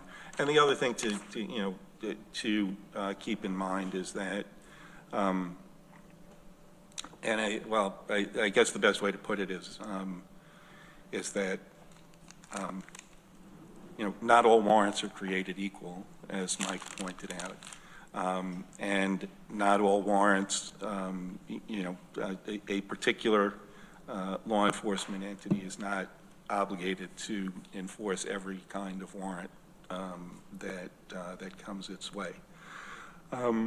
With another lyric, it's very much an indication that it's a mixed up, muddled up, shook up world when the Sheriff's Association and the ACLU are of a single legal mind, so, at least on some issues. God's wonders never cease. Are there any other questions or comments from Maury?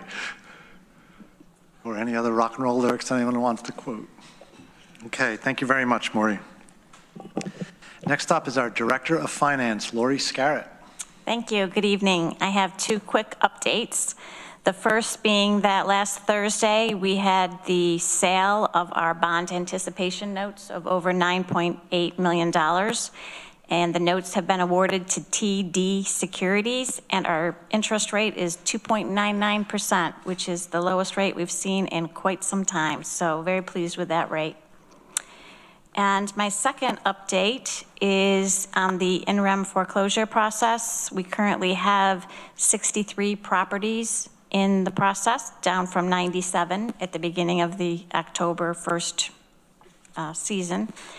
31 of those are residential, 30 are vacant commercial, and 2 are installments in default. I'm happy to take any questions. Questions or comments for Lori? Okay, thank you. Next up, consent agenda.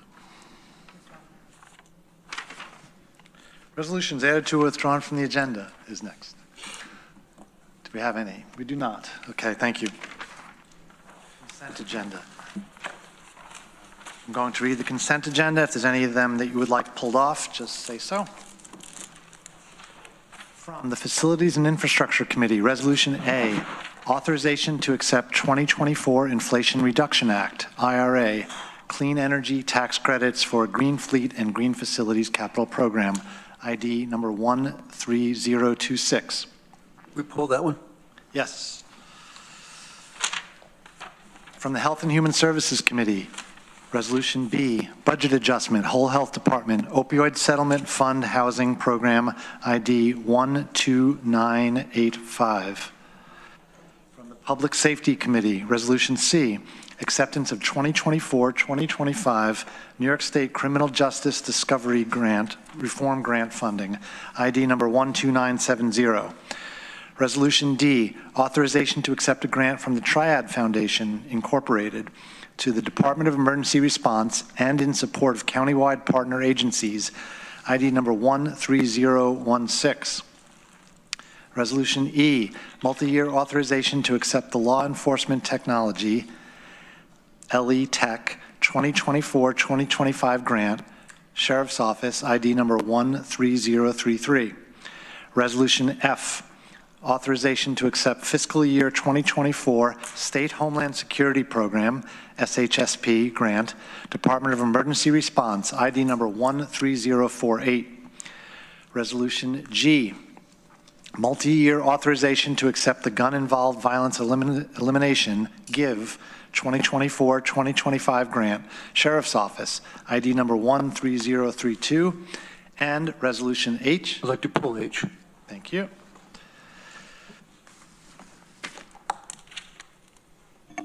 And then we have advisory board appointment. We do not. They're going to be after. Okay, ready to vote then on the consent agenda. Wow, I was doing so well. Can I have a motion? Thank you. Greg moves, Ann seconds. Can we have a roll call vote, please? Randy Brown. Yes. Amanda Champion. Yes. Susan Curry. Yes. Deborah Dawson. Yes. Rich John. Yes. Ann Corman. Yes. Mike Lane. Yes. Greg Mezzi. Yes. Veronica Pillar. Yes. Lee Shurtleff. Yes. Mike Sigler. Yes. Shauna Black. Yes. Travis Brooks. Yes. Dan Klein. Yes. 14 ayes, that motion carries. Thank you. The consent agenda carries. Okay, we are now up to standing and special committees, and we had,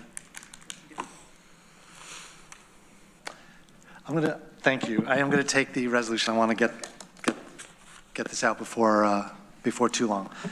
So we said we would move up resolution I from the Public Safety Committee. Rich John. Yes. Thank you, Dan. Would you like the resolution first or my report? Resolution, please. Okay. I'd like to move resolution to establish a departmental policy, authorization to arm designated probation officers, Department of Probation and Community Justice, ID 13067, and I move it. Is there a second? Lee seconds. Please. And if I could speak to the resolution. This is a follow-up to the resolution we did last year approving the authorization pending development of a policy. And we had a draft policy. There was a request that we get more community input on for review of the policy, and we did that, and there were some really good things that came out of that, I believe. There was the addition of language about making sure there was a psychological evaluation to parallel what police officers go through before they are allowed to carry weapons. There was discussion about circumstances when there would be open carry and concealed carry, and that was clarified that if a probation officer is operating with a law enforcement agency, it would be open carry. But generally, when probation officers visit a probationer, they do not want to signal that they are government agents because they don't want to embarrass the person they're supervising, and in that case, it would be concealed carry. There's also notification requirements that any probationer is advised that the probation officers would be armed. And there's a provision for suspension of right to carry under certain circumstances if a probation officer is having some issues that make it inappropriate to carry. With those changes, I think the policy is even better than it was before, and I am going to support the resolution, and I urge my colleagues to do so as well. The counties in New York State that are receiving GIVE grants are almost uniformly making sure that their officers are armed so that they have some protection when they're doing what is arguably really dangerous work of searching for weapons. And most probation officers in the state, I believe, are now licensed to carry, and all parole officers, New York State parole officers, carry weapons. Dan Cornell is with us, and I think if anybody has any questions, I'd be happy to see if he's willing to come up. That's Dan Cornell, Department Head of Tompkins County Probation. Dan, anywhere you like. There's an empty chair there, anywhere you like. There's a microphone. Seems to be my favorite seat. All right.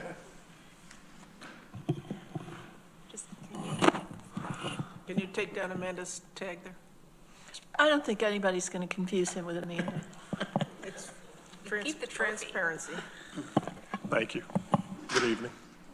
Dan, I don't know if there's anything I missed there in terms of further changes to the policy, but.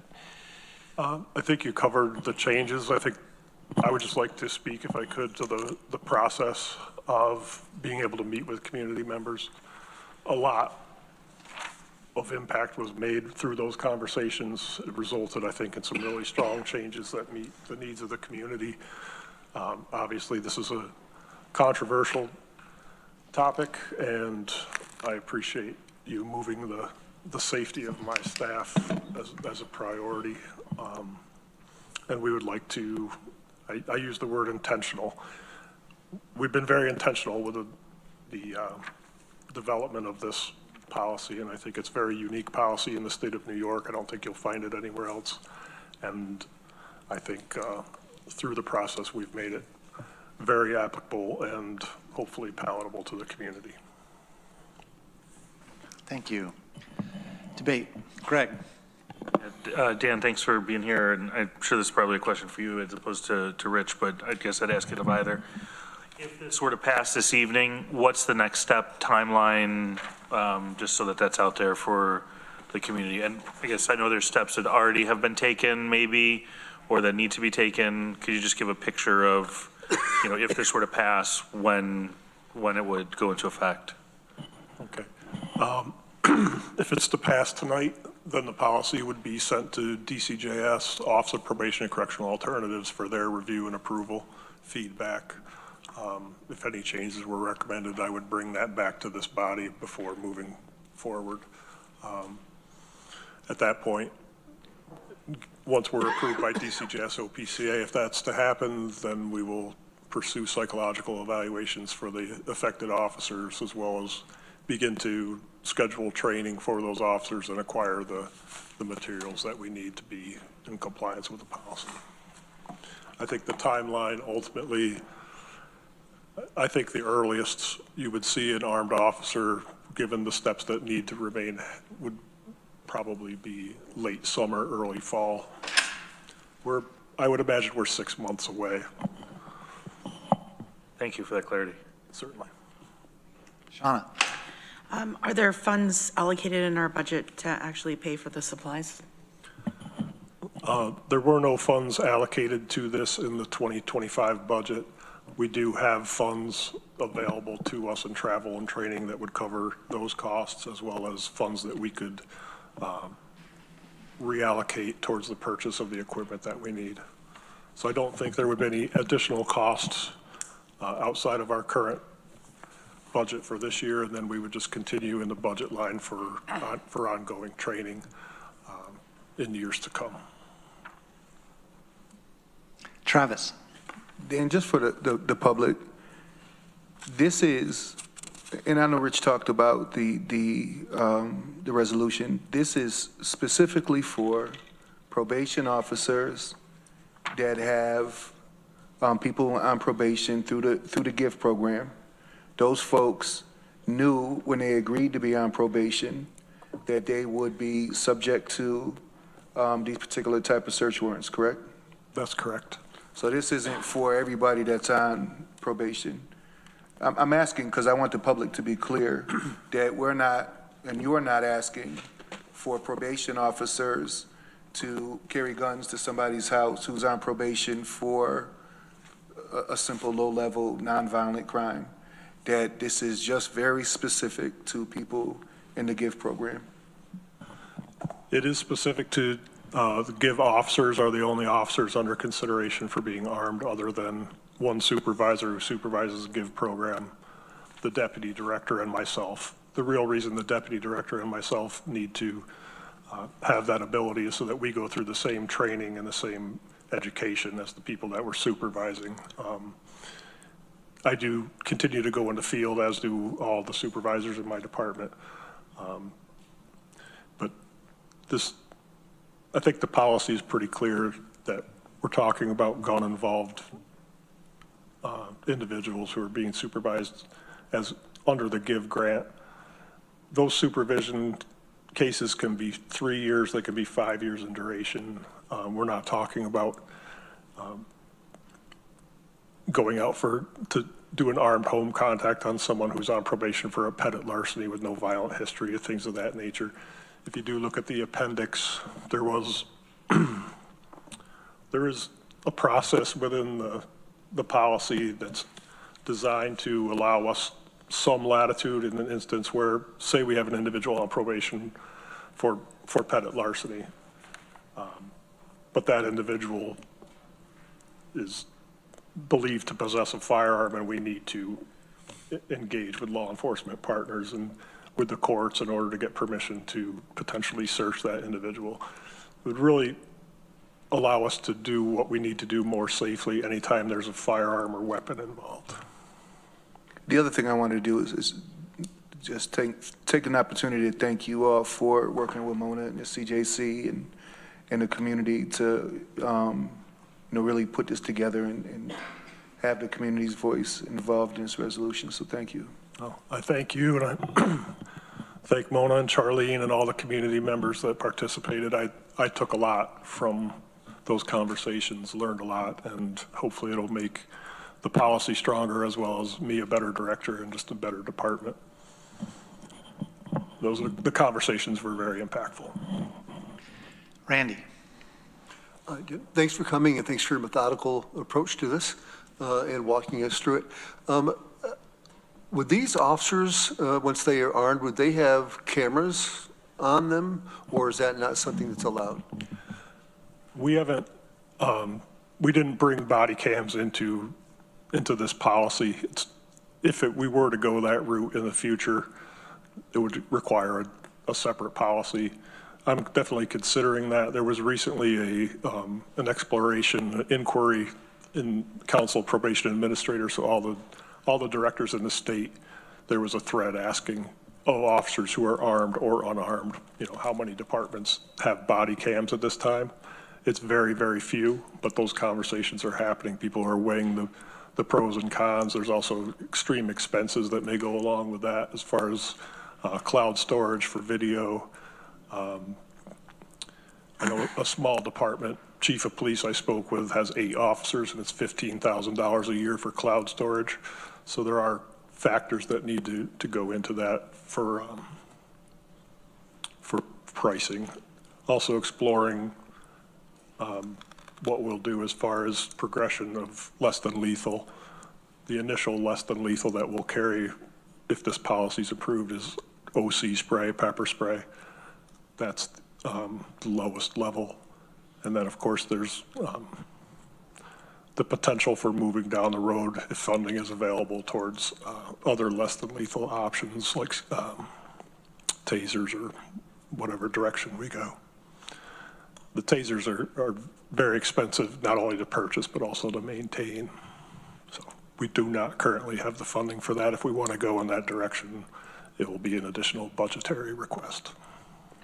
Well, thank you. Thank you for the work that all your people are doing. Appreciate it. Thank you. Annie. Thanks for coming to see us, Dan, and for bringing this forward again and working on this policy and working with people in the community. So a couple questions. One related to what you were just talking about. So if there if someone's showing up at somebody's door and you're trying to make it not look like some type of officer, so I understand the concealed carry, but if you were to add a camera or a taser, that'd be kind of hard to still do that. I'm not advocating for or against that at this point, but I'm just saying, like, looking down the road, just pointing that out, that'd be kind of hard to have all that and also maintain that anonymity. So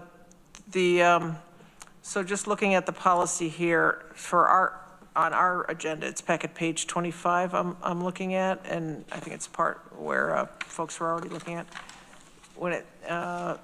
So under C, it says under C1 is Roman numeral 1 talks about folks in the GIVE program, and then 2, 3, and 4 might not be associated with the GIVE program. So because it's not, at least the way it's written here, it doesn't. They're just 3 separate instances where officers can bring firearms. Is that how it's supposed to be? That's correct. It isn't just GIVE, it's for high-risk situations, but each one of those would require a review by the probation department prior to that occurring. So, okay, so there would always be time to evaluate that? Yeah, so if officers are going out to supervise a GIVE client, they will be authorized to carry a firearm for that field work. If we're doing searches, officers could be, if it's a GIVE case, they'll be authorized to carry a firearm. I think where we had to get creative, and I think it's a very, as I mentioned before, a very unique way of looking at these things. We have to identify what our high-risk situations are, who our high-risk individuals are. That can change. Someone who's perfectly fine today and has never engaged in a violent situation may have something change in their life, and now suddenly they do present a safety risk to the officers, and that's where the process comes in, where we would have a case conference, meet with the officer would present the circumstances and to 2 supervisors and the director. Conversations would be had. They would lay out their rationale for requesting to carry for that field work, and then we would make a determination of whether or not we were going to authorize it or if there were other approaches that needed to be taken. And then would there be documentation of this procedure that you're talking about? Yes, it would be documented as a case conference in our case record management system. Those are all time and date stamped. We can't go back, we can't backdate them. We can't, we can't change them. So once it's entered, it's entered. So if that conversation happened at 3 o'clock on February 5th, then, and it gets entered at 3:05 on February 5th, then that's where it's going to live in the case record management system electronically forever. Okay, thank you. Yes, you're welcome. Travis. Since the sheriff is here, he might be able to answer this question a little better.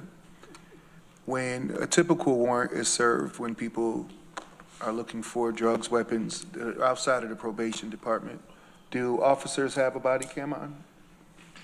Sure. Travis, yeah, our deputies all wear body cams all the time. We even have policies in place where they're put inside the vehicles during transports, and as you know, you just funded the implementation of body cams in our corrections division too. So yeah, there would be body cams on. So I would support this, but I definitely feel like if our sheriff's department wears body cams during this process, then probation should absolutely wear body cams. It protects them and it protects the folks that are in that house. So I don't know how to include this in here other than some language that says we'll work on that policy. But I think it has to be there in order for me to fully support it. I've got Shauna up next. Thank you. I agree with Travis. I think body cams are kind of like the wave of the future, and I think there's protection for the person that we're working with as well as our staff. So With that said, I'm still not going to support this. I know it's been no surprise. I've tried to wrap my mind around it, and I'd love to support it, but in my heart I can't. I also want it to be very known, Dan, you've had a stellar attitude during all this, and I think your ability and your nature to meet with our community and hear their concerns and listen to their feedback has really been commendable. And so I just wanted to note that. I also want to make it very clear that me voting no for this doesn't mean that I don't wish the best for your department or the employees that work there. I always want them to be safe. And I thank them, constantly for the work that they do.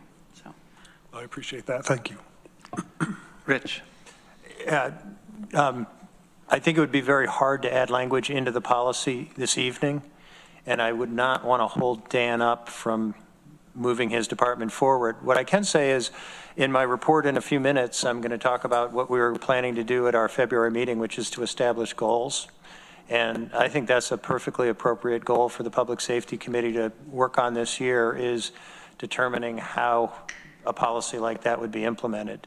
And it sounds like that's happening at other probation departments around the state.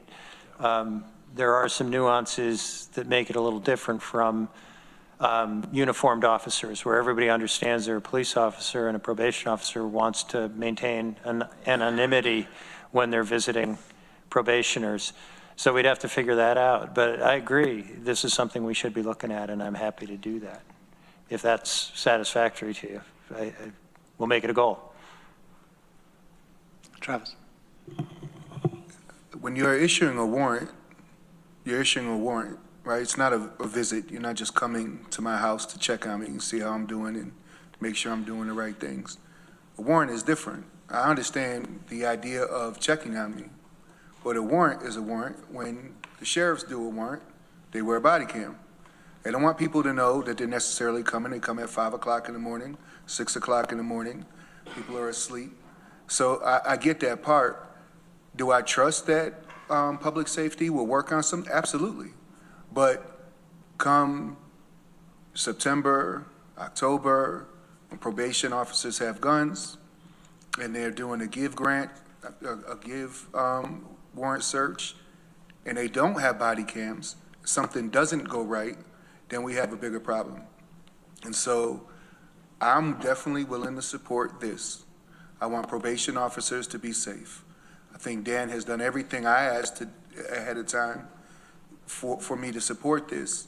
But the issue of body cams is something that's serious. We've had incidents that we've seen across the nation, and we've been able to see what's happened. So for me to vote yes, for me to vote yes, I do have to know that we are working on that. Deborah. Can it be put in the resolution rather than put in the policy? That would avoid the problem. That's what I said, the resolution. Right. Yeah. Okay. Yeah. I've got some other things. I do have a question. I think this one's for Maury. To me, if the sheriff's department arrests somebody, they usually have probable cause. If they have a warrant, there's been a finding of probable cause. When the probation officers go into people's houses to check on them routinely, to me, that just seems like a different issue. Like your probationers have an expectation of privacy in their home, don't they? I mean, isn't the body cam analysis somewhat different for probation? And isn't that something that we ought to be considering? You're asking the county attorney? That's Maury, yeah. I'm just checking. I just want to make sure I understood who you were directing that at. I would say that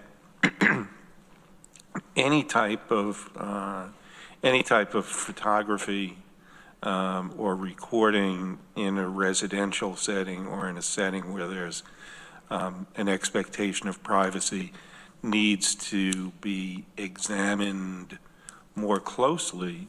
However, I don't see it as a serious bar or impediment to having probation officers use body cams in defined circumstances. It's just, it would be a matter of clearly defining what those circumstances are. In other words, when the camera is on, when the audio recording is on, and when it's off. And those policy, those issues of policy may be different for a probation officer than they are for a police officer or a peace officer or a corrections officer. Okay, thank you. So I'll be supporting this because the safety of our probation officers, to me, is the paramount interest. And because we have put Dan and his department through their paces to develop a thoughtful policy with input from the community, I think we've done everything we possibly can to make sure that this policy is as limited as we want it to be while still being as effective as it needs to be. Ann. I was going to vote no, but I would vote yes if there was something in the resolution about following up on within a certain time frame, say a year, to develop a policy for body-worn cameras. Rich. Yeah, I took a crack at some language here, and I would propose to add a further resolved saying, resolved further that the Public Safety Committee shall work with the Department of Probation and Community Justice to consider a parallel policy for the use of body cameras when armed POs are engaged in home visits. So it's been seconded. Ann. So you're saying home visits, but it's listed there, they can, there's Field work. Field work. field work, because it could be their business. Whatever. Could be Field work's whenever fine. they're wearing, okay, field work. Yeah, that, Mark, is that an acceptable amendment? Is a friendly amendment to everybody? Yes. Okay. yes. Okay, Travis. I don't know if it needs to, for me, it's not necessarily the home visits or the field work, it's when warrants are being conducted, because that's the big thing, right? That's field work, though. Okay. Field work would encompass all aspects of what we do. I would like to offer one clarifying point as far as when you said when we're executing warrants. We might accompany a police officer in executing a warrant because a warrant is intended to lead to the person's arrest. Really what we'll be doing is more search-related, search orders or search conditions, not arrest warrants, just so that's clear.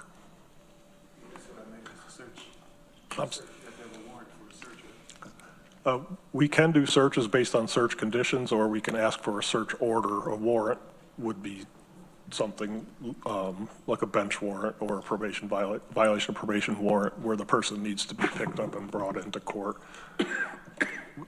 We're not going to be taking people into custody at this time. That's not part of our policy or intended practice. So if a person needed to be taken into custody, we would accompany police officers or ask police officers to do that on our behalf. So we have an amendment. I haven't asked yet if it's friendly. Is there anyone that objects to that amendment? It's friendly to the seconder. Very good. Okay, so then we're on the main motion, which now incorporates that amendment. Further debate.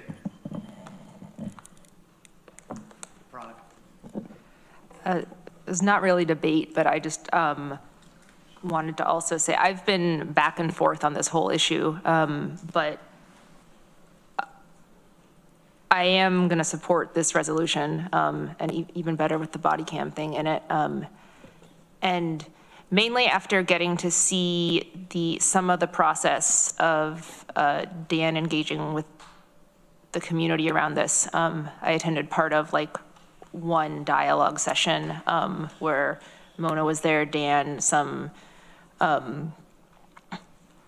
community members with experience and opinions around this, and it was good to see that and some changes in the policy after that, after a bunch of, say, hypothetical but very realistic situations were brought up that led to things like, and the discussion wasn't like, is this a great thing, absolutely critical for the PO's safety, or is it just a terrible thing that's going to harm everyone? It was much, much more nuanced. Like, okay, well, here's a thing, like, here's an issue that could come up if another person living with a probationer is surprised by an officer coming and finding that they're armed. So, but what if we notify them in advance? It was these kinds of changes that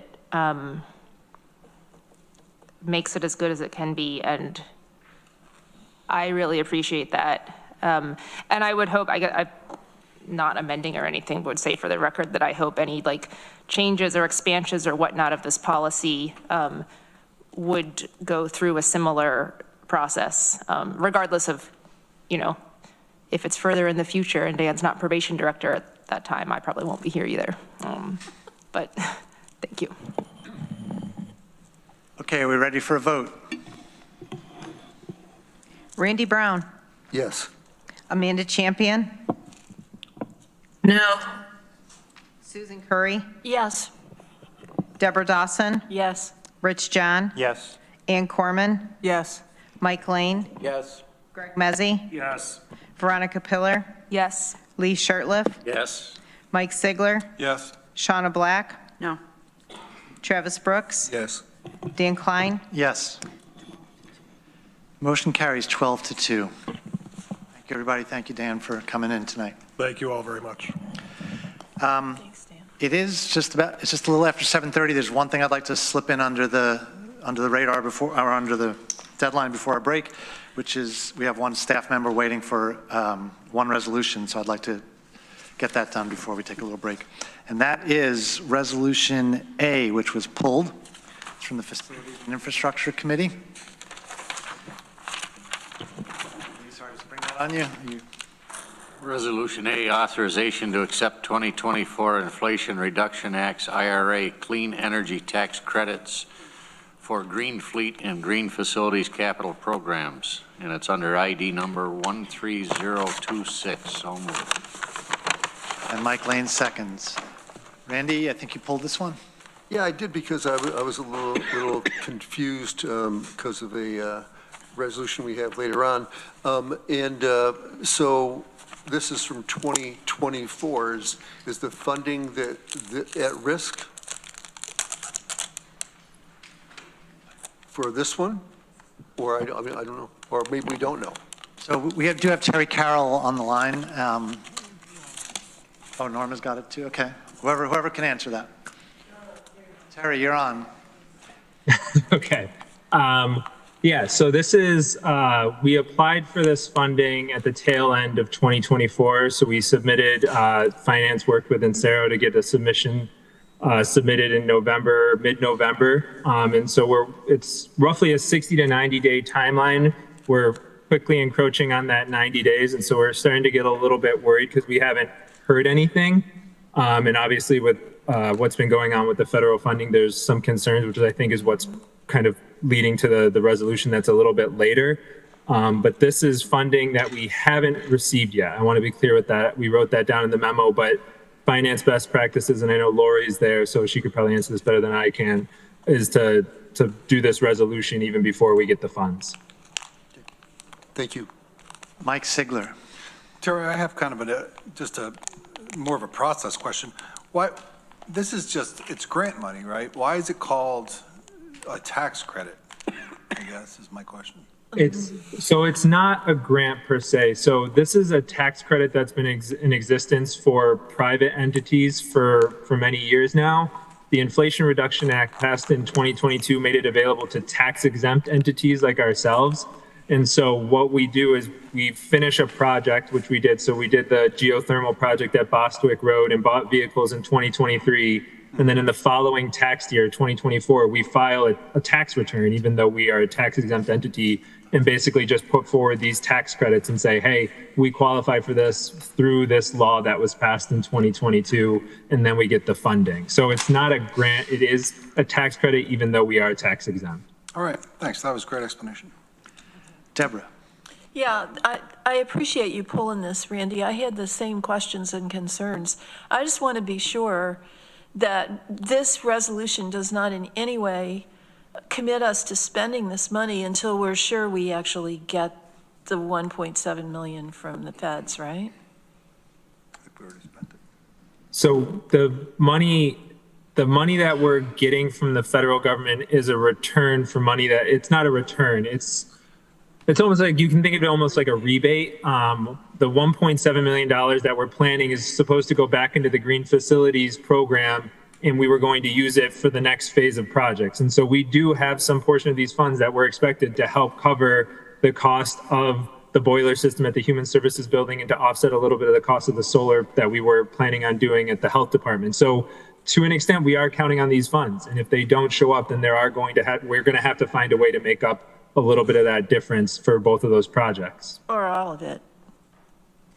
Well, yeah, I mean, so we have about $550,000 in the green facilities account that's allocated for phase 2 right now as a result of rebates that we got through NYSEG. That's almost enough to cover the boiler project at Human Services Building. That projects, I think, are closer to $600,000, so it's a pretty minimal difference. The solar project at the Health Department is about $1.1 million, and we have $825,000 that we received as a state grant. So that's secured money that we already have. We were planning on making up the difference, but also that project itself would also, if this program is still around in the future, be eligible to receive roughly $300,000 back, which would have made up that difference. But again, there's a lot of uncertainty going on right now with all the federal funding, and especially the federal funding that's related to clean energy projects. And so there's no guarantee on those ends. So we don't need the whole 1.7 million in order to do the projects. It would be nice to have. Yeah, I mean, it would definitely be nice to have 1.7 million as opposed to not having the 1.7 million, but we can move forward with the projects without it. What's in jeopardy is, any other projects that we might want to do, right? And so we had talked about, is there a way to continue to find a way to fund the Dewar geothermal project? If this funding doesn't come through, that's completely off the table, right? So, we would like to see this funding. Okay, thank you. Are we ready to vote? Randy Brown. Yes. Amanda Champion. Yes. Susan Curry. Yes. Deborah Dawson. Yes. Rich John. Yes. Ann Corman. Yes. Mike Lane. Yes. Greg Mezzi. Yes. Veronica Pillar. Yes. Lee Shirtliff. Yes. Mike Sigler. Yes. Shauna Black. Yes. Travis Brooks. Yes. Dan Klein. Yes. 14 ayes, the motion carries. Okay, we are going to take our break now. We'll take about 10 minutes and get back to it.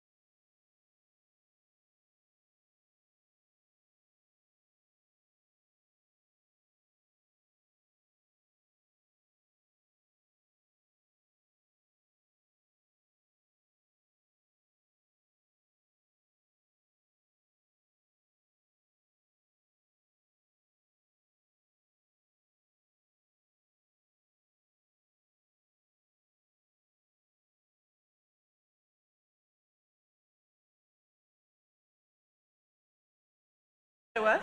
We won't need a passport to go to Greenland. So. Okay, we're back in session. I know there's some people waiting for the bathrooms. I'll do some busy work till they get back. First thing is I didn't do the advisory board appointments before, so let me do that. From the Youth Services Board, Leonardo Vargas Mendez, Town of Dryden Representative, Christine Montague, Town of Lansing Representative. From the Health and Human Services Committee to the Community Mental Health Services Mental Health Subcommittee, Benjamin Comer, Consumer Representative. To the Community Mental Health Services Developmental Disabilities Subcommittee, Nancy Saltzman, Community Member Representative. To the Community Mental Health Services Substance Use Subcommittee, Jessica Massaro, Community Member Representative. And to the Youth Services Board, Patty Van de Bogart, at-large member, Jennifer Dean, at-large member, and Erica Crawley, at-large member. Can I get a motion to accept the appointments? Veronica? Is there a second? Mike Sigler? Discussion? Let's have a vote, please. Randy Brown? Yes. Amanda Champion? No. Susan Curry? Yes. Deborah Dawson? Yes. Rich John? Yes. Ann Corman? Yes. Mike Lane? Greg Mezzi? Yes. Veronica Pillar? Yes. Ms. Lee Shirtliff? Yes. Mike Sigler? Yes. Shauna Black? Yes. Travis Brooks? Yes. Mike Lane? Yes. Dan Klein? Yes. 13-1, motion carries. Okay, and let's finish up with the Public Safety Committee. We had the resolution, but how about your report? Yeah, I have a second resolution that was pulled from the consent agenda. This is authorization to enter into a memorandum of understanding with the New York State Division of Homeland Security and Emergency Services, Department of Emergency Response, ID 13046, and I move it. Is there a second? Travis seconds.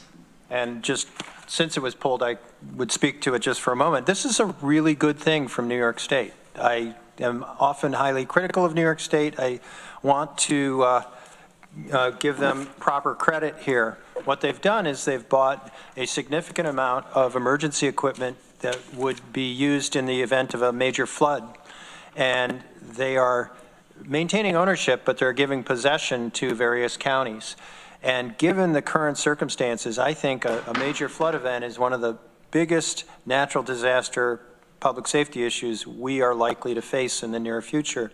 And having this equipment would make us far better able to respond. So a really good thing. And I will support, obviously. Randy, did you want to speak to it? You pulled this too, right? I'll let Mike go first. Okay, Mike Lane. Oh, I just wanted to say that what a difference 3 decades make when we had the huge flood in Dryden in 1981. And I was the mayor, and I called the state, and they had nothing to help us. Except they said, well, we might have some tanks for water, but that's all we could do. So this is wonderful. Okay, Randy? Thanks, Dan. Yeah, I actually wanted to pull, because it looked like a good thing, so I wanted to call that out, which is good. But where would all this material be stored? There's Department of Emergency Response is figuring out where they'll hold it. And obviously, we were joking, it should not be held at the lowest point in the county. It's going to be on a high point. And there's also, they're going to have to figure out a training program, because you want to be able to take this stuff out and use it very quickly. And also a maintenance program. And so that's all in the works. But this is first step. Thank you. Lee.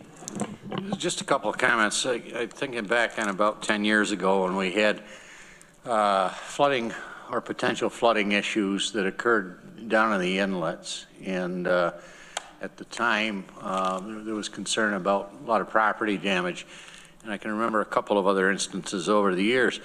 And we would send county highway employees and equipment regionally to Wayne County and other places to stockpiles to pick up equipment from facilities that they had, bring it back here, inventory it, do the work, send it back. County Highway Department was very much involved in that. this is stuff that's immediately available to us, and pleased to see it. And one caution that's in there, and I think that, you know, congratulations to the Department of Emergency Response for securing this. A lot of our departments, like DOR, don't have very strong equipment budgets. They rely upon grants and bequests, if you will, from state and federal agencies. And as Rich has mentioned, it's great to take this on. We also have to put ourselves in a position in years ahead to be able to maintain it and replace it as the decades go on. So just a caution that's out there, but this is stuff that when I was director, I'd have killed to have that here in the county and readily available. Greg. Yeah, I think this is great for response. I do just want to highlight that we need to be doing more to stay proactive to mitigate the actual reasons why flooding may occur in our community. On February 3rd, there's a New York Times article, "That giant sucking sound, it's climate change devouring your home's value." If you look at the map that they put in the article, there's this little orange dot in New York State, and it's Tompkins County. And it shows where home values may decline because of climate change. And the factor that they're using is the increase in insurance premiums to affect the price of home values. And then if you look at the other chart that they included, how climate change may cause rising insurance rates over the next 30 years. It shows Tompkins County, the only purple area in the entire state of New York, to be over 200% increase in premiums. It's a significant issue, and I think we should celebrate when we have the ability to have equipment to recover from these events, but we also need to be making sure that we're addressing climate change at a global level, but also flood mitigation at a local level. And I hope that between the city and the county and the state, we can finally figure out a way to make sure that we're not at the center of New York State as one of those counties or cities, municipalities that's significantly at risk for a massive flood damage, because it really is just a matter of time. And I think we need to be doing more than we currently are. So I don't know if it's a peak or public safety or government operations or just a general matter of the legislature, but I hope our partners at the city can start to really do something, and I hope our friends of the state can figure out how to issue permits to dredge something that helps with flood control and flood mitigation as well. So I just wanted to highlight that. It's a really interesting article because insurance rates in these natural disaster areas, which you see mostly along the coast of our country, are high, but it was interesting that Tompkins County stood out as the only county in the state of New York, which also was called out by this article. So just wanted to mention that, but glad we're getting recovery funds available for equipment. Yes. Well, certainly the city is working on their plan to do a lot of preventative efforts. The dredging of the inlet is long overdue, and my understanding is that there's one section of the DEC that needs approval from another part of the New York State DEC, and they can't seem to communicate. And this has gone on for several years. And we're really, as you said, statistically just waiting for this very bad storm event and the consequences of it. So hopefully we're going to do something before that happens. I know the Public Works Director, Mike Thorne at the city, has been very, very focused on this issue, but we need to actually see the creek bed supplements and all of that, but it's coming. I'll mention that in the governor's proposed budget, there is a significant amount of new money for climate change adaptation and mitigation, so we'll see how that plays out. We ready for a vote? Randy Brown. Yes. Amanda Champion. Yes. Susan Curry. Yes. Deborah Dawson. Yes. Rich John. Yes. Ann Corman. Yes. Mike Lane. Yes. Greg Mezzi. Yes. Veronica Pillar. Yes. Lee Shirtliff. Yes. Mike Sigler. Yes. Shauna Black. Yes. Travis Brooks. Yes. Dan Klein. Yes. 14-0, the motion carries. And then finally, did you have a report? I do. I have a few other things I just wanted to make everybody aware of. One, our jail numbers, 65 with 6 board outs. So we have been holding steady in that area, and it's certainly trended upward over the last year and a half, and we probably want to look at why that's happening. I wanted to give a shout out to Department of Emergency Response. They had an open house last week for the new 911 center, and I got a chance to go up and see it and talk with the director about what the capabilities of our new communication system are, and it is fabulous. It is remarkable what kind of systems we now have to protect us here in Tompkins County. This is state-of-the-art, and it's redundant. It's multiply redundant. There's the electronic systems with computer screens all over, but there's also backup phones.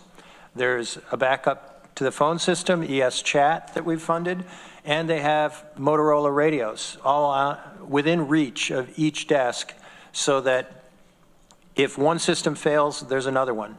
They also have redundancy in the work done to build the backup center in conjunction with Cornell, and there's agreements with Cortland. We have a very, very robust system to manage 911 calls. It's also set up to do everything possible to respond to calls as fast as possible. And because the workers there do 12-hour shifts, it's really important that it's highly ergonomic, and they've designed it that way that things can be set up to the person to make sure that they can reach everything as fast as possible. It's really worth, I say to all my colleagues, if you get a chance to go up and see it, it's really worth it. We spent a lot of money on it, public money, but it was well spent, in my opinion, that it will help keep all of us safer. And then I would mention our last meeting we had on January 28th, 1 week ago. We had a good discussion about Governor Hochul's proposals for proposed changes to the involuntary treatment laws in the mental hygiene law. And I think there'll be further discussion on that issue.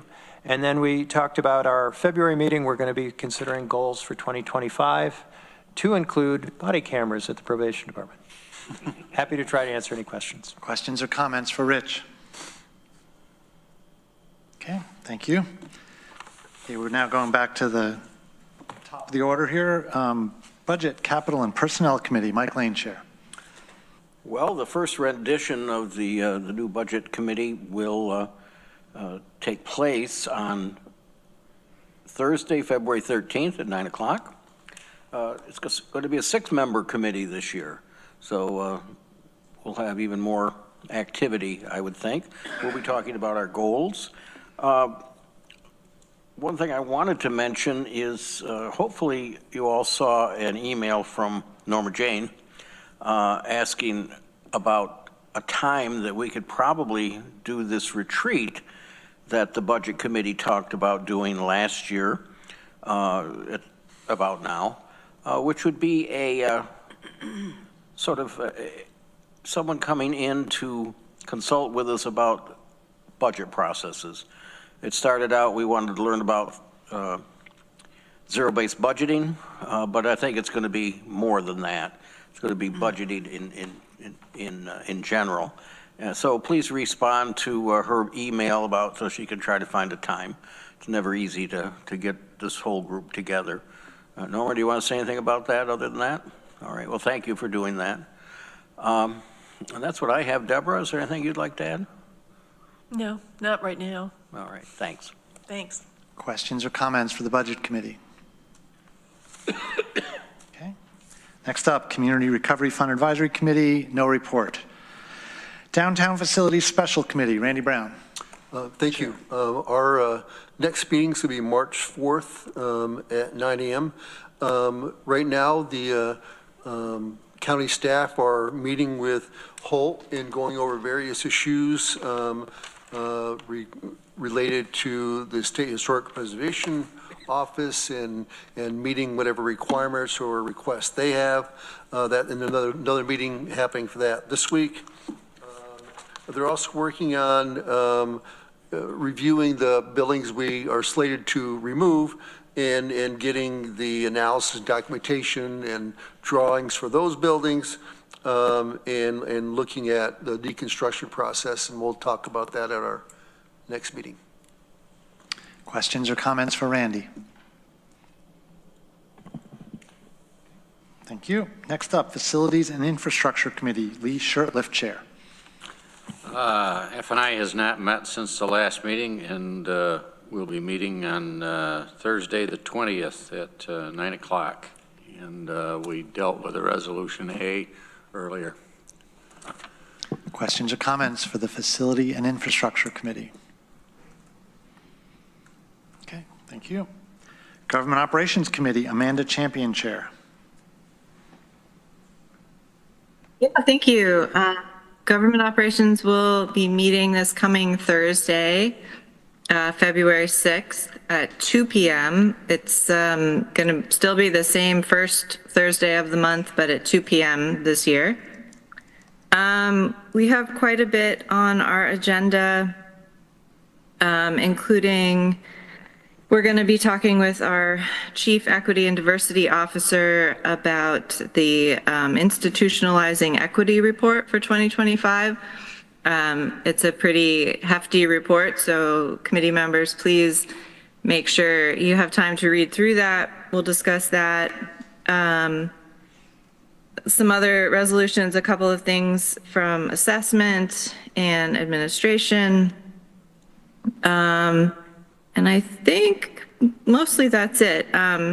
We are going to go through the list again of officers and employees required to file an annual financial disclosure form. So that is something we look at every year, as well as the order of succession of members of the county legislature to serve in the absence of chair or vice chair. And that was something that we revised last year. But this year's resolution is based on that. So those are a few things we'll be talking about, yes, and also our goals for the year. So thank you. Questions or comments? Government Operations Committee, Shauna. Hey, Amanda.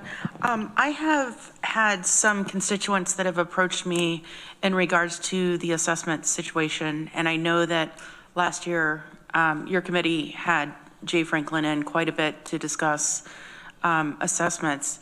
One of the concerns that's coming from my constituents, and I think there was an article in one of our publications that came out, talked about the fact that assessments had gone down, however, there were not going to be annual assessments. And so people were upset because obviously in the past we've done annual assessments, and so whenever assessments are high, everyone's getting assessed and paying on that amount. But whenever we're seeing a dip in assessments, that we're not assessing. And so I just wanted to see if that is going to be a topic in GO, and if so, if we could all be invited to that meeting. Yeah, definitely. I mean, I guess I wouldn't necessarily say that if there's a dip that we don't assess. I mean, we've had annual assessments for every year as long as most of us can remember. So I'm not sure that's accurate, but if assessments are going down, like that would and should be reflected on someone's, the information they receive. Jay did come to us wanting to pause the annual assessments for this coming year, but I believe we did not go forward with that, and that it will be, and we will be continuing annual assessments. But I can double check with that, and that is an ongoing conversation, and absolutely, if it comes up again, I can let you all know, and you would of course be welcome to come talk about that. Thank you. Greg. Yeah, Sean, I want to clarify and make sure that when you say assessments, do you mean property values have been trending down in the market? I interchanged the two words, Okay. but yeah, what I was talking about was property values and appraisals. Yeah, So- and then, and so I think one of the things Jay had mentioned is that to be at 100% assessed value as it relates to the assessor's office, we need to be within, I think, 5% of that value. So you can be like 95 and I think a little bit over, and that's what the state considers 100%. So one of the reasons was my understanding where he felt that there wasn't a need to pause, and hopefully Jay or Amanda can correct me if I remember this wrong, but was that we were so close, within that 5% that we didn't necessarily need to go back out. Obviously, I think we can ask the question, if we're seeing property values trending down, should there be a reassessment? So that's a fair question. I just wanted to make sure we drew the distinction between assessment and market value. Anything else for Government Operations Committee? Okay, thank you. Health and Human Services Committee, Travis Brooks, Chair. We have our first meeting of the year coming up on, not the first meeting, but the second meeting of the year coming up on February 19th. We'll talk about some goals and Office of Human Rights and go from there. Questions for the Health and Human Services Committee? Okay, thank you. Next up, Housing and Economic Development Committee, Greg Mezzi, Chair. Thanks, Dan. To continue with the music reference of the evening, we are getting the band back together on Wednesdays, the first Wednesday of the month from 3 to 5 p.m. We have a new member of the band, Legislator Dawson, will be joining us for a 6-member committee. So excited to get back to work on several issues at hand. Biggest one of note for this next meeting, which is going to be, again, February 5th, tomorrow at 3 p.m. here in Chambers, is a resolution of the Tompkins County Legislature encouraging the passage of a home rule law to expand membership of the Tompkins County Industrial Development Agency. So I'm sure that will be of particular interest to many. And then also there'll be a New York State County Infrastructure Grant Program report discussion resolution, as well as some updates and housekeeping style resolution. So those are the two major things of note for tomorrow's meeting. Questions or comments for the Housing and Economic Development Committee? Thank you. Next up, Planning, Energy, and Environmental Quality Committee, Ann Corman, Chair. Thank you. I did not coordinate that with with my colleague, Greg Mezzi, but I want to start out with a little quote since we are reorganizing our crew for peak. This is from, you might know, this is from Beyonce's Energy song. Big wave in the room, the crowd gonna move. Look around, everybody on mute. Look around, it's me and my crew. Big energy. And I didn't even practice that. I did that good. So we can tell. Thanks, Deborah.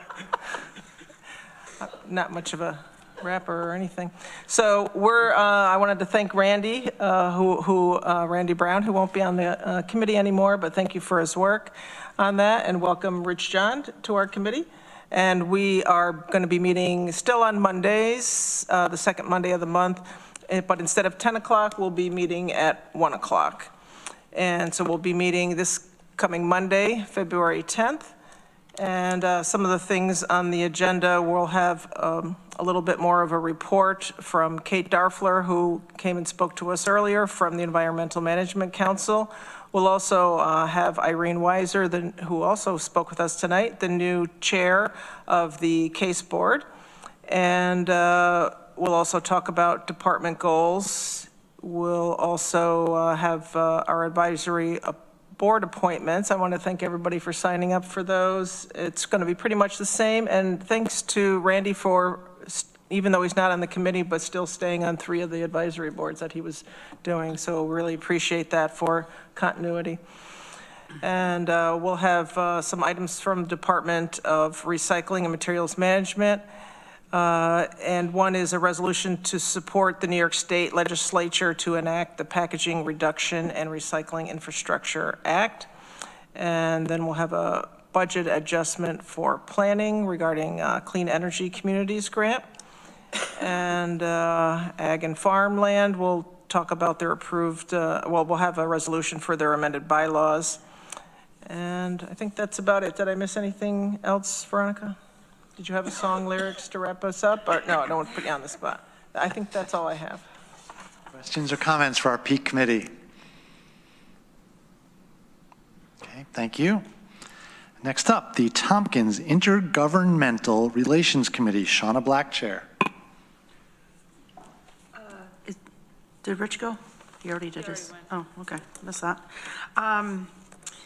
So we are actually meeting tomorrow at 11 a.m. and we're going to be a quarterly committee. We're going to be joined by Senator Schumer's Regional Director, Amanda Spillicy. Cornell University is going to join us, three people from Cornell. And then Dr. Amy Kremenek is going to come from TC3. We're also going to get a short presentation from NISEC on the state budget. So feel free to stop in if you guys have nothing else to do. We'd love to have you. And I think it will be a nice time for us to ask questions and kind of get a forecast of sorts of what we might see in the next few months. Questions or comments for the Tiger Committee? There is that song, I Have the Tiger, but that could be for next time. Next time. Something happening here, and what it is ain't exactly clear. Thank you, Deborah. You're really good at the songs, too. Forest Diversity and Inclusion Committee. Veronica Pillar, Chair. Thank you. I don't have a song lyric. We met a couple weeks ago, and it was a fairly abbreviated meeting because a lot of key folks were unable to attend for whatever reason, for a variety of reasons. But we did approve and pass on the chain applications for a couple new members, which is exciting. We also elected Annie Corman as vice chair, so thank you for your service there. And we'll be meeting again on Wednesday, February 26th. Agenda to be announced closer to the date. Questions or comments for WDIC? Okay, thank you. We are up to individual member filed resolutions. We have Resolution J, and who would like to move that?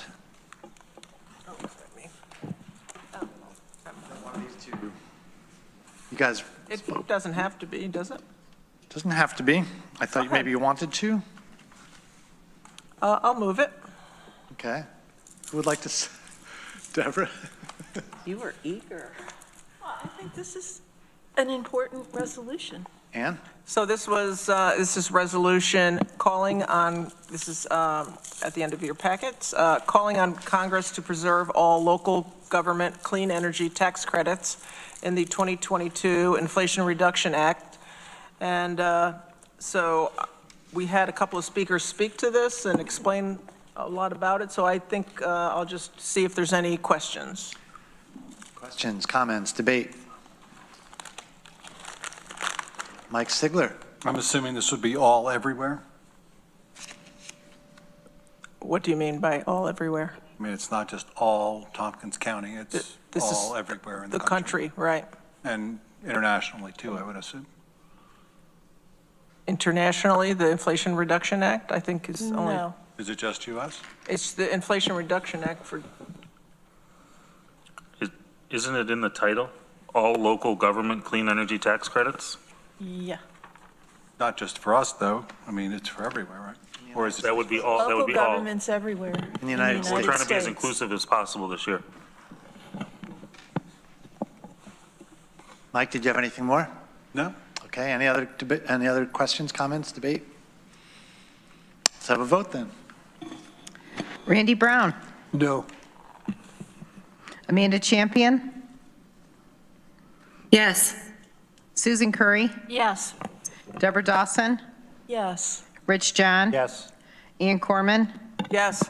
Mike Lane. Yes. Greg Mezzi. Yes. Veronica Pillar. Yes. Lee Shirtliff. Yes. Mike Sigler. No. Shauna Black. Yes. Travis Brooks. Yes. Dan Klein. Yes. 12-2, the motion carries. The resolution passes. Anybody want to move the minutes of the previous meeting, January 21st, 2025? Travis moves, Mike Sigler seconds. Any discussion? Let's have a vote, please.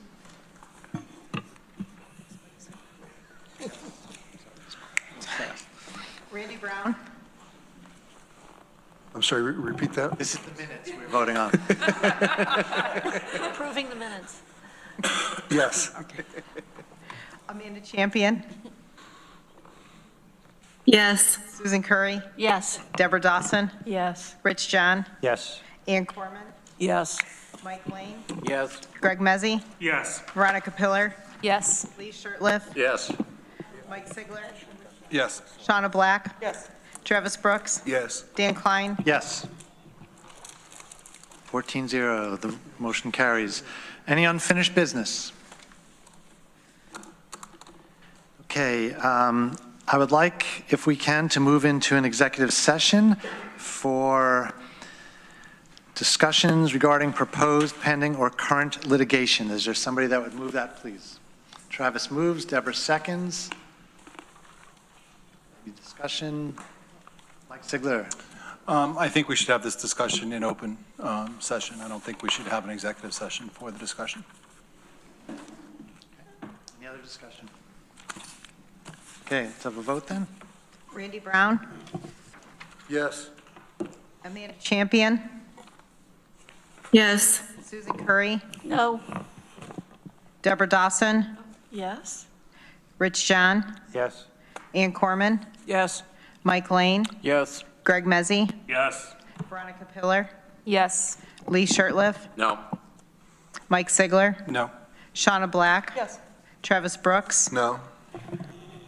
Dan Klein. Yes. 10-4, the motion carries. We will go into executive session in just a few minutes. We need to shut the cameras down, and we will restart then. We're in recess.